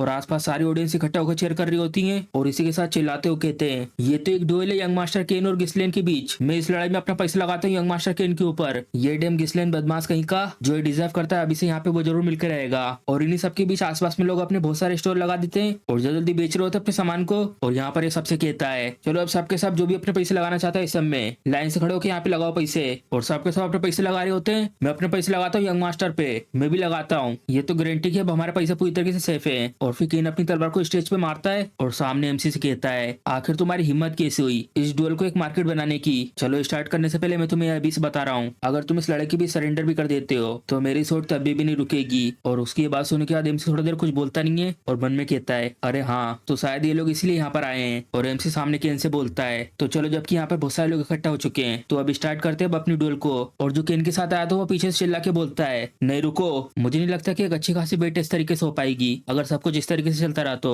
और आसपास में जितने भी लोगों ने बेट लगाई होती है वो लोग हैरान हो जाते हैं और जिसके पास लोगों ने बेट लगाई थी ये चेक करके बताता है, वेल किसी ने भी डू गिस्लेन के ऊपर पैसे नहीं लगाए हैं। और ये सुनने के बाद एमसी देखता है उसकी तरफ और आसपास में लोग बातें कर रहे होते हैं। फिर हर तरीके से कहें तो जो रिजल्ट है इस लड़ाई की बात का वो तो ऑब्वियस है, ये बदमाश का तो कोई चांस ही नहीं है कि ये लड़ सके जंग मास्टर केन के सामने। और आखिर हम लोग ऐसे किसी के ऊपर बेट क्यों करे, कोई इडियट ही होगा जो इसके ऊपर पैसे लगाएगा। और केन एमसी को चिढ़ाते हुए बोलता है, जरा देखो तो अब जो ये मार्केट है वो भी तुम्हें इग्नोर कर रहा है, तो क्या कहना है इसके बारे में, हम लोग चेंज कर देते हैं बेट लगाने के तरीके को। चलो चेंज करके ऐसा करते हैं कि तुम कितना देर तक टिक सकते हो यंग मास्टर केन के सामने। और तभी ये बेट के पैसों को इकट्ठा करने वाले के सामने एक जन आके रख देता पैसों की थैली को और हम देखते हैं होते कमांडर, मैं बेट लगाता हूँ ड्यूक गिस्लेन पर। और कमांडर को ये सब करते देखकर एमसी मुस्कुराता है और फिर अचानक से उस बेग के ऊपर एक बड़ा सा बेग आता है और वो बड़ा सा बेग ये एमसी की बहन का होता है और कहती है, मैं बेट लगाना चाहती हूँ अपने बड़े भाई पर। और उसको बेट लगाते देखकर नाइट तो हैरान हो जाते हैं और एमसी तो बहुत ही ज्यादा चौंक जाता है। और ये देख के आसपास के लोग कहते हैं, क्या लेडी एलेना पैसे लगा रही है। और यहाँ पे एलेना कहती है, इतना काफी होगा क्यों है ना। और एलेना की बात सुनने के बाद ये बोलता है, हाँ ये इतना काफी है। और फिर केन बाजू में मुड़ के बोलता है, तो मुझे इंतजार करा रहे हो बिना किसी रीजन के। और तभी एक जन चिल्ला के बोलता है, चलो तो फिर रेडी हो जाओ। और सामने से एमसी केन को कहता है, तुम्हें पता है ना कि मैं तुमसे बड़ा हूँ, तो ये देखने में बहुत ज्यादा अजीब लगेगा अगर मैं तुम्हारे पास सबसे पहले हमला करता हूँ तो, क्यों है ना। और एमसी की बात सुन के केन हैरान होकर बोलता है, क्या। और एमसी अपनी तलवार को निकाल रहा होता है और निकालने के बाद अपनी तलवार को घुमा रहा होता है और झटके में अपने सामने को लाता है, तो आओ तुम सबसे पहले मेरे ऊपर हमला करने के लिए। और एमसी की बात सुनने के बाद केन कुछ भी नहीं कहता, चुपचाप देख रहा होता है एमसी की तरफ और सामने नीचे की तरफ बैठ के एमसी से कहता है, क्या तुम्हें ऐसा नहीं लगता कि अब बहुत ज्यादा लेट हो चुका है तुम्हारे एक बड़े की तरह एक्ट करने के लिए। और फिर एक तेज आवाज आती है, स्टार्ट। और केन कूद के जाता है सामने की तरफ और अपनी तलवार को पीछे की तरफ घुमाकर बहुत स्पीड में नीचे की तरफ आ रहा होता है और एक बहुत ज्यादा खतरनाक अटैक करता है अपनी इतनी बड़ी तलवार से एमसी के ऊपर। और इतनी तेज तलवार टकराने से एमसी भी थोड़ा सा हैरान हो जाता है और केन चिल्लाते हुए कहता है, अब तुम ऑलरेडी बहुत ज्यादा नीचे गिर चुके हो अपने चेहरे को बचाने के लिए। और जल्दी से अपनी तलवार को पीछे की तरफ घुमाता है जिससे तलवार का पीछे वाला हिस्सा एमसी की तलवार पर जाकर टकराता है, जिसकी वजह से एमसी पीछे की तरफ गिर रहा होता है और बहुत स्पीड में एमसी के ऊपर अटैक कर देता है अपनी तलवार को उल्टा करके। और एमसी उससे आराम से बच जाता है नीचे झुक के। और तभी केन अपने पैर को घुमा के लेके आता है और बहुत तेज लात मारता है उस जगह पर जहाँ पे एमसी खड़ा था और एमसी फिर से आराम से बच जाता है साइड में हट के। और ये सब देखकर आसपास में लोग बातें कर रहे होते हैं, जैसा सोचा था यंग मास्टर केन से, ये तो यंग मास्टर केन का एक भी अटैक नहीं झेल पाएगा। और केन चिढ़ा रहा होता है एमसी को मुस्कुराते हुए और एमसी उसको ऐसा देखकर मैंने बोलता है, जरा देखो तो इस इंसान को। और ये सब देखकर बेलिंडा हैरान होकर बोलती है, यंग लेडी आखिर अब हम लोग क्या करें, हमें तुम्हें जल्दी से रोकना होगा इस लड़ाई को कैसे भी करके। और केन के साथ वाला हिसाब सुन के मन में बोलता है अब बहुत ज्यादा लेट हो चुका है, चाहे कोई भी अपोनेंट क्यों ना हो। जैसे उसने डिसाइड करा केन के साथ लड़ना, उसी समय वो ऑलरेडी ट्रैप हो चुका है। जो अपोनेंट है वो इतनी ज्यादा पावर के सामने कुछ भी नहीं कर पाएगा और उसके अटैक को ब्लॉक करने में फंसा रह जाएगा, जिसकी वजह से वो लगातार खोते रहेगा अपनी एनर्जी को। और इस सब के बाद जो आखिरी में थका हुआ अपोनेंट है जो लगातार डोज और ब्लॉक कर रहा था, वो गलती करके एक ओपनिंग दे देगा और मारा जाएगा। केन हमेशा लड़ाइयों को जीतता है इस तरीके से। और केन एमसी से कहता है तुम तो हमेशा की तरह बहुत ज्यादा स्लिपरी हो, ऐसा लगता है जो तुम्हारी स्किल है सच में इंप्रूव हो चुकी है। ये मेक सेंस करता है और घुमाता अपनी तलवार को और पकड़ता उसको पीने वाले हिस्से से और घुमा के मारता है एमसी के ऊपर। तुम पहले के दिनों में हमेशा से बहुत ज्यादा अच्छे थे भागने में। और अपनी तलवार से एमसी को मारने के बाद केन बहुत ही स्पीड में अपनी तलवार को खींचता है सामने की तरफ। और जैसे केन खींचता है एमसी भी फंस जाता है उस तलवार में और केन एमसी को बहुत ही स्पीड में खींच के ऊपर की तरफ फेंक देता है। और ये सब देखकर ऑडियंस में सबके सब लोग हैरान हो जाते हैं और एमसी को ऐसा देखकर नाइट चिल्ला रहा होता है यंग मास्टर। और ये खुश होकर बोलता है अब सब कुछ खत्म हो गया है गिसलैन के लिए, अब ये सीधा मरने वाला है। और एमसी स्टेज के बाहर गिर रहा होता है ऊपर से और एमसी कहता है मैं सोच रहा था कि मैं तुम पर इजी जाऊं, लेकिन अब तुमने सारी लाइन को क्रॉस कर दिया है। और बहुत ज्यादा स्पीड से आता है ठीक केन के सामने और एमसी को अपने सामने देखकर केन भी बहुत ज्यादा हैरान हो जाता है। और एमसी एक झटके में केन के ऊपर अटैक करके उसके पीछे जाता है और केन भी हैरान हो जाता है एमसी की ऐसी स्पीड देखकर। और ये केन के साथ वाला हैरान होकर मैंने बोलता है ये स्टेज के ऊपर वापस आ गया सिर्फ अपने पैरों पे मानव की यूज करके। और यहाँ पे एमसी अपनी चेन की सांस छोड़ता है और गिसलैन से कहता है इतनी ज्यादा इग्नोरेंट स्वॉर्डमैनशिप, तुमने जरूर सोचा होगा कि तुम ही सबसे ज्यादा स्ट्रॉन्ग हो, सिर्फ इसलिए क्योंकि अगर तुम अपनी पावर दिखाओगे तो जो अपोनेंट है वो डर जाएगा। मुझे अलाउ करो मैं तुम्हारी आंखें खोलता हूँ। और एमसी की बात सुन के केन को बहुत तेज गुस्सा आ रहा होता है, हाँ और आखिर तुम ऐसा करोगे कैसे। और इसी के बीच एमसी अपने पैर को पीछे करता है और घुमा के मारता है उसकी तलवार पे लात और घूम के जा रहा होता है केन के ऊपर से। और लगातार ऐसे घूम घूम के केन के ऊपर बहुत सारे अटैक करता है अपनी तलवार से। और एमसी को ऐसे उछलते देखकर केन को बहुत गुस्सा आ रहा होता है और चिल्लाते हुए अपनी तलवार से सीधा अटैक कर रहा होता है एमसी के ऊपर। और एमसी आराम से बच जाता है उसके अटैक से और अपने पैर को ऊपर करता है और मार देता है उसकी तलवार पे। और पीछे की तरफ घूम के उसके ऊपर अपनी तलवार से अटैक कर रहा होता है और काट देता अपनी तलवार से केन की गर्दन के पास। और एमसी ये सब करने के बाद बिल्कुल शांत होकर देख रहा होता है और अचानक से केन की गर्दन के साथ साथ उन सब जगहों से खून निकल रहा होता है जहाँ पे एमसी ने पहले अटैक करा था। और ये सब देखकर आसपास में सारी ऑडियंस हैरान हो जाती है, आखिर ये सब क्या था, ड्यूक गिसलेन ने तो सच में इंप्रूव कर लिया है। जरा रुको कहीं जीतने तो नहीं वाला इस डुअल को, डैम इट मैंने तो यंग मास्टर के इनके ऊपर पैसे लगाए थे। और एमसी को ऐसा देखकर पीछे बिलिंडा हैरान हो जाती है और एमसी की बहन बोलती है देखा ना मैं तो पहले से कह रही थी। और इस सब की वजह से कमांडर भी खुश होकर मुस्कुराते हैं और ये केन के साथ वाले को बहुत ज्यादा गुस्सा आ रहा होता है। और केन अपने ऊपर इतने सारे कट देकर मैंने बोलता है ये जितने भी मेरे ऊपर घाव हैं ये सारे के सारे इतने गहरे नहीं है, ये चाहता तो और ज्यादा गहरा कट मार सकता था, क्या इसने ये सब ये जानबूझ के करा है। आखिर इस बदमाश के पास कैसे हो सकती है इस लेवल की स्वॉर्डमैनशिप। और एमसी केन की तरफ देख रहा होता है और केन की तरफ देखकर जो उसके हाथ में तलवार थी उसको फेंक देता है। और एमसी को ऐसे करते देखकर केन भी हैरान हो आता है और एमसी कहता है स्किल में इतने कम गैप के साथ मैं कैसे दिला सकता हूँ एक अच्छे एंटरटेनमेंट को, अब मैं फाइट करूंगा बिना किसी वेपन के। और ये सुन के केन को बहुत तेज गुस्सा आ रहा होता है क्या।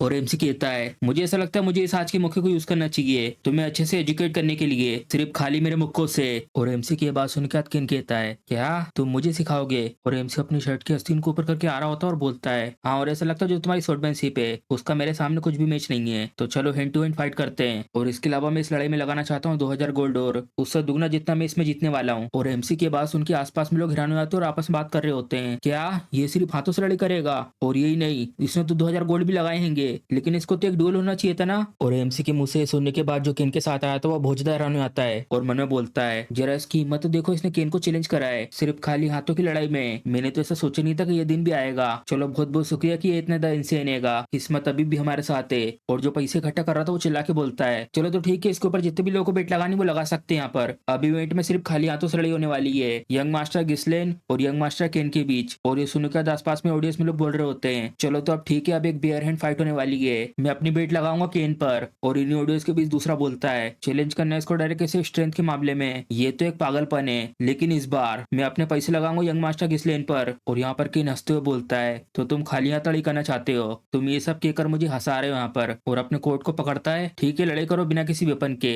और अपने कोट को फेंक कर कहता है लेकिन मैं तो यूज करूंगा अपनी सोर्ड को। और ये सब सुनने के बाद बेलिंडा बोलती है क्या तो कमीना है ये यंग मास्टर, तुम भी यूज करो सोर्ड को। और यहाँ पर केन अपनी सोर्ड को पीछे करता है और एमसी केन को सोर्ड यूज करते देखकर बोलता है जैसा मैंने सोचा था, मुझे तुम्हारे अंदर अपने मुक्कों से कुछ सेंस डालनी होंगी। और केन स्पीड में हमला करता है एमसी के ऊपर अपनी तलवार से और एमसी आराम से उसे बच जाता है और बॉक्सिंग का पोज लेकर बढ़ता है उसके तरफ। और केन उसी समय अपने पैर को घुमाता है एमसी को लात मारने के लिए और एमसी जल्दी से उस जगह से आगे को जाता है और ठीक उसके पैरों के बाजू में जाके अपने मुक्के को पीछे करता है और बहुत तेज मुक्का मारता है उसके टांग पर। और उसी वक्त अपने लेफ्ट हैंड के मुक्के को पीछे करता है और बहुत तेज नीचे से उसके चेहरे पे मुक्का मारता है बिल्कुल एक बुलेट की तरह। और जैसे केन ये मुक्का खाता है और वही नीचे घुटने के बल झुक के खांस रहा होता है और ये मुक्का खाने की वजह से उसके मुंह से खून गिर रहा होता है और हैरान होकर मैंने बोलता है आखिर ये सब क्या था, आखिर कैसे ये बदमाश इस तरीके की मूवमेंट दिखा सकता है। और ये सब देखकर आसपास में लोग ऑडियंस में बात कर रहे होते हैं ये तो बहुत ज्यादा कड़क मुक्का था, अब ऐसा लगता है यंग मास्टर गिसलेन एक्चुअली में जीत जाएंगे। और एमसी केन से कहता है जल्दी उठो, अभी तो मैंने स्टार्ट भी नहीं करा है। और एमसी की बात सुनकर केन को बहुत गुस्सा आ रहा होता है और बढ़ जाता अपनी तलवार लेके एमसी की तरफ और लगातार बहुत सारे स्लेश मारता अपनी तलवार से एमसी के ऊपर और एमसी सारे स्लेश से एक एक करके आराम से बच जाता है और इसी के साथ पकड़ लेता उसके हाथ को। और केन मैंने बोल रहा होता है अभी तक तो तुम मेरे सामने खड़े होकर मेरी आंखों तक में नहीं देख पाते थे और जब भी मैं यहाँ पर आता था तुम हमेशा यहाँ पर खुद ही झुक जाते थे। और एमसी उसके हाथों को मोड़ता है और एक बहुत तेज लात मारता है उसके दूसरे हाथ में। और इसी के साथ केन मैंने बोलता है मुझे तुम्हें मानना होगा मेरी फैमिली के फ्यूचर को सिक्योर करने के लिए। और एमसी यहाँ से मुक्कों की बारिश कर देता है और वो सारे के सारे मुक्के उसके चेहरे पे मारता है और इतने मुक्के मारता है कि यहाँ के पेन ही खत्म नहीं होते। तो गाइस सोचो केन की क्या हालत हो रही होगी जिसको ये लगातार मुक्के पड़ते जा रहे हैं और मुक्कों का नंबर खत्म ही नहीं होता, लगातार एमसी बहुत सारे मुक्के मारता है इसमें। और इतने सारे मुक्के पड़ने के बाद केन पूरा का पूरा सोच चुका होता है और मैंने बोलता है आखिर क्यों। और एमसी पकड़ता है उसके बालों को, मुझे तो दया आ रही है तुम्हारे फादर पे, काउंट लोगेस ने मदद करी थी पेडीएम की जब ये पूरा का पूरा खत्म होने के कगार पे था और ये सब उनने इसलिए करा क्योंकि वो दोस्त थे मेरे फादर के, लेकिन जो उनका बेटा उसका तो कुछ अलग ही इरादा है। और एमसी की बात सुनकर केन की भी आंखें खुलती है और याद कर रहा होता है कुछ साल पहले की बात। और यहाँ एक जन चिल्ला रहा होता है फिर से भेजना और ज्यादा सपोर्ट को पेडीएम में, अगर भले ही आप दोस्त हो काउंट पेडीएम के लेकिन ये हमारे तरफ भी बहुत ज्यादा दिक्कतें हैं, आखिर क्यों लगातार आप ऐसी जगह के ऊपर इन्वेस्ट कर रहे हैं जो पूरी तरीके से मिटने के कगार पर है। ये तो बिल्कुल ऐसा है जैसे कि पानी को भरना एक टूटी बाल्टी से, अभी एक हफ्ता भी नहीं हुआ है आपको वापस आए हुए लेकिन आप ऑलरेडी पेडीएम की तरफ जा रहे हो मदद के लिए। और पीछे के इंसान खड़ा हुआ होता है और ये सब सुनने के बाद कुछ बोलता नहीं है और अपने फादर से बोलता है मत जाइए फादर, सबके सब आपको रोकने का ट्राई कर रहे हैं तो आखिर क्यों आप पेडीएम में जाके मदद करने के लिए तैयार हैं। और केन के फादर पीछे की तरफ मुंडी घुमा के बोलते हैं ये सब कुछ इसलिए क्योंकि हम लोग दोस्त हैं और यहाँ पर कोई और रीजन नहीं है इसके अलावा। और एमसी बहुत स्पीड में अपना मुक्का लेके आ रहा होता है केन की तरफ और ये मुक्का आता देखकर केन अपनी आंखें बंद कर लेता है और एमसी कहता है तुम अब काफी चीजें सीख गए होंगे। और केन देखता है हैरान होकर अपनी आंखें खोल के और एमसी अपने हाथ को आगे बढ़ा के बोलता है तो चलो उठ जाओ। और केन एमसी की तरफ देख रहा होता है और अपनी मुंडी को नीचे कर लेता है मैं अपनी हार मानता हूँ। और केन की मुझसे सुन के आसपास में सारी ऑडियंस हैरान हो जाती है और केन के साथ जो आया था एमसी को मारने के लिए ये सुन के ये भी हैरान हो जाता है और सबके सब ऑडियंस में चेयर कर रहे होते हैं एमसी के लिए यंग मास्टर गिसलेन जीत गए, मैं तो अपनी बेट जीत गया। और बाकी लोग बोलते हैं ये तो इम्पॉसिबल है, आखिर ये कैसे हो सकता है, मेरे तो सारे पैसे गए। और एमसी की बहन खुश होकर बोलती है बिग ब्रदर जीत गए। और केन के साथ जो आया था वो जल्दी केन के पास आ रहा होता है और उसके कान के पास चिल्ला के बोलता है आखिर तुम कैसे हार मान सकते हो और वो भी इतनी जल्दी, बस इसलिए कि तुम थोड़े से डिसएडवांटेज में थे, आखिर तुम ये सब क्या कर रहे हो, मैंने तो तुम पे भरोसा किया था। और केन अपनी मुंडी साइड में करके बोलता है छोड़ो अब मैंने यहाँ पे सब कुछ खत्म कर चुका है तो चलो अब यहाँ से। और केन की ये बात सुन के हैरान हो जाता है क्या डेमिट ये कमजोर बदमाश बच्चा। और इसके पीछे से एमसी बोलता है तो चलो अब ये सब कुछ हो चुका है, अब मुझे वो चीज तो करनी होगी जो मुझे करना था। और एमसी की बात सुन के हैरान हो जाता है क्या तुम क्या कह रहे हो ये सब। और एमसी सबको ऑडियंस में चिल्ला के बोलता है यहाँ पर जितने भी लोग हैं सबके सब मेरे ऊपर ध्यान दीजिए, यहाँ ये जो आदमी आपको दिख रहा है इसने इसके लिए अपने आप को वॉलंटियर किया है कि यहाँ पर जितने भी लोग हैं उन सबको ड्रिंक और मीट के लिए पैसे ये देगा। और जैसे एमसी अनाउंस करता है ये बहुत ज्यादा हैरान हो जाता है सुन के क्या आखिर तुम ये सब क्या कह रहे हो। और ये सुनने के बाद आसपास में लोग खुश होकर चिल्ला रहे होते हैं मीट और ड्रिंक ये तो बहुत ज्यादा लंबा समय हो गया है जब से मैंने ऐसी दावत करी है, तुम तो बेस्ट हो हमारे यंग लॉर्ड। और यहाँ ये चिल्ला रहा होता है एमसी को मैंने इस सब के लिए एग्री नहीं करा है, जल्दी से जो तुमने अभी कहा है उसको वापस से लो। और एमसी से कंधे पे हाथ रख के इससे बोलता है ये प्राइज है डुअल को हारने का, तुम्हारे पास कम से कम इतना तो राइट होना चाहिए। और जस्ट टू बी क्लियर इस सब का जो पैसा है इस सब के लिए बेट के पैसों में से एक भी रुपया नहीं जाएगा। और इसे कंधे को नीचे दबा देता और बोलता है और ये याद रखना तुम उसमें 2000 गोल्ड को और मिलाने और वो भी उस बेट पे जो हम लोगों ने पहले सेट करी थी 1000 गोल्ड की, अगर तुम ये सब करे बगैर भाग गए तो फिर याद रखना तुम्हारे साथ क्या हो सकता है। और एमसी को ऐसा देखकर ये भी बहुत ज्यादा डर जाता है और वहीं झुक के बोलता है ठीक है मैं समझ गया। और एमसी चला जाता है इस जगह से और हमारा सीन शिफ्ट होता है कैसल में अगले दिन गिसलेन के रूम की तरफ। और उस लड़ाई में एमसी ने जितने भी गोल्ड कोइन जीते थे उसका बक्सा यहाँ पर आ जाता है और उसको खोल के देखता है ओ मैं इतने पैसे से तो एक छोटी सी सेना को भाड़े पे खरीद सकता हूँ, ये कोई छोटा अमाउंट नहीं है लेकिन अभी बहुत टाइम लगेगा और ज्यादा पैसे इकट्ठा करने में। और इस सब के लिए मेरे दिमाग में एक बिजनेस हैगा, मुझे उसके लिए तैयारी जल्दी से करनी होगी। और एमसी के बाजू में बेलिंडा और एमसी की सिस्टर मुस्कुराते हुए देख रही होती है एमसी की तरफ और उन लोगों को ऐसे यहाँ देखकर एमसी उनसे पूछता है आखिर तुम्हें क्या चाहिए। और एमसी की सिस्टर खुश होकर बोलती है बिग ब्रदर आखिर तुमने क्या सोचा है, तुम कहाँ लगाओगे इतने सारे पैसे को। और एमसी घूर के देख रहा होता है और उससे बोलता है क्या तुम्हें भी कुछ चाहिए। और एमसी की बहन हंसते हुए बोलती है नहीं नहीं मैं तो बस पूछ रही थी। और बेलिंडा बोलती है ये तो ऑब्वियस है कि ये कहाँ पे यूज करेगा। और ये सुनने का एमसी कंफ्यूज होकर देख रहा होता है उसके तरफ। और बेलिंडा कहती है जल्दी लेडी अमेलिया का बर्थडे आने वाला है और तुमने ऐसे शो को इसलिए रखा क्योंकि तुम एक बहुत ज्यादा महंगा तोहफा देना चाहते थे उन्हें, है ना, तुम तो बहुत ज्यादा ट्रांसपेरेंट हो, बहुत ज्यादा आसान है तुम्हें पढ़ना तो। और एमसी की सिस्टर याद करते हुए बोलती है ये सब कुछ तुमने करा अपनी फ्यूंसे के सामने अच्छा दिखने के लिए। और एमसी रानो के बोलता है क्या मेरी फ्यूंसे, या मेरी फियोंसे भी है। और इसी के साथ हमारा एपिसोड भी खत्म हो जाता है और अब हमें अगले एपिसोड में पता चलेगा एमसी के फियोंसे के बारे में। तो इसी के साथ अगर आपको वीडियो पसंद आई तो वीडियो को लाइक, चैनल को सब्सक्राइब करना मत भूलिएगा। चलिए मिलते हैं अगले एपिसोड में।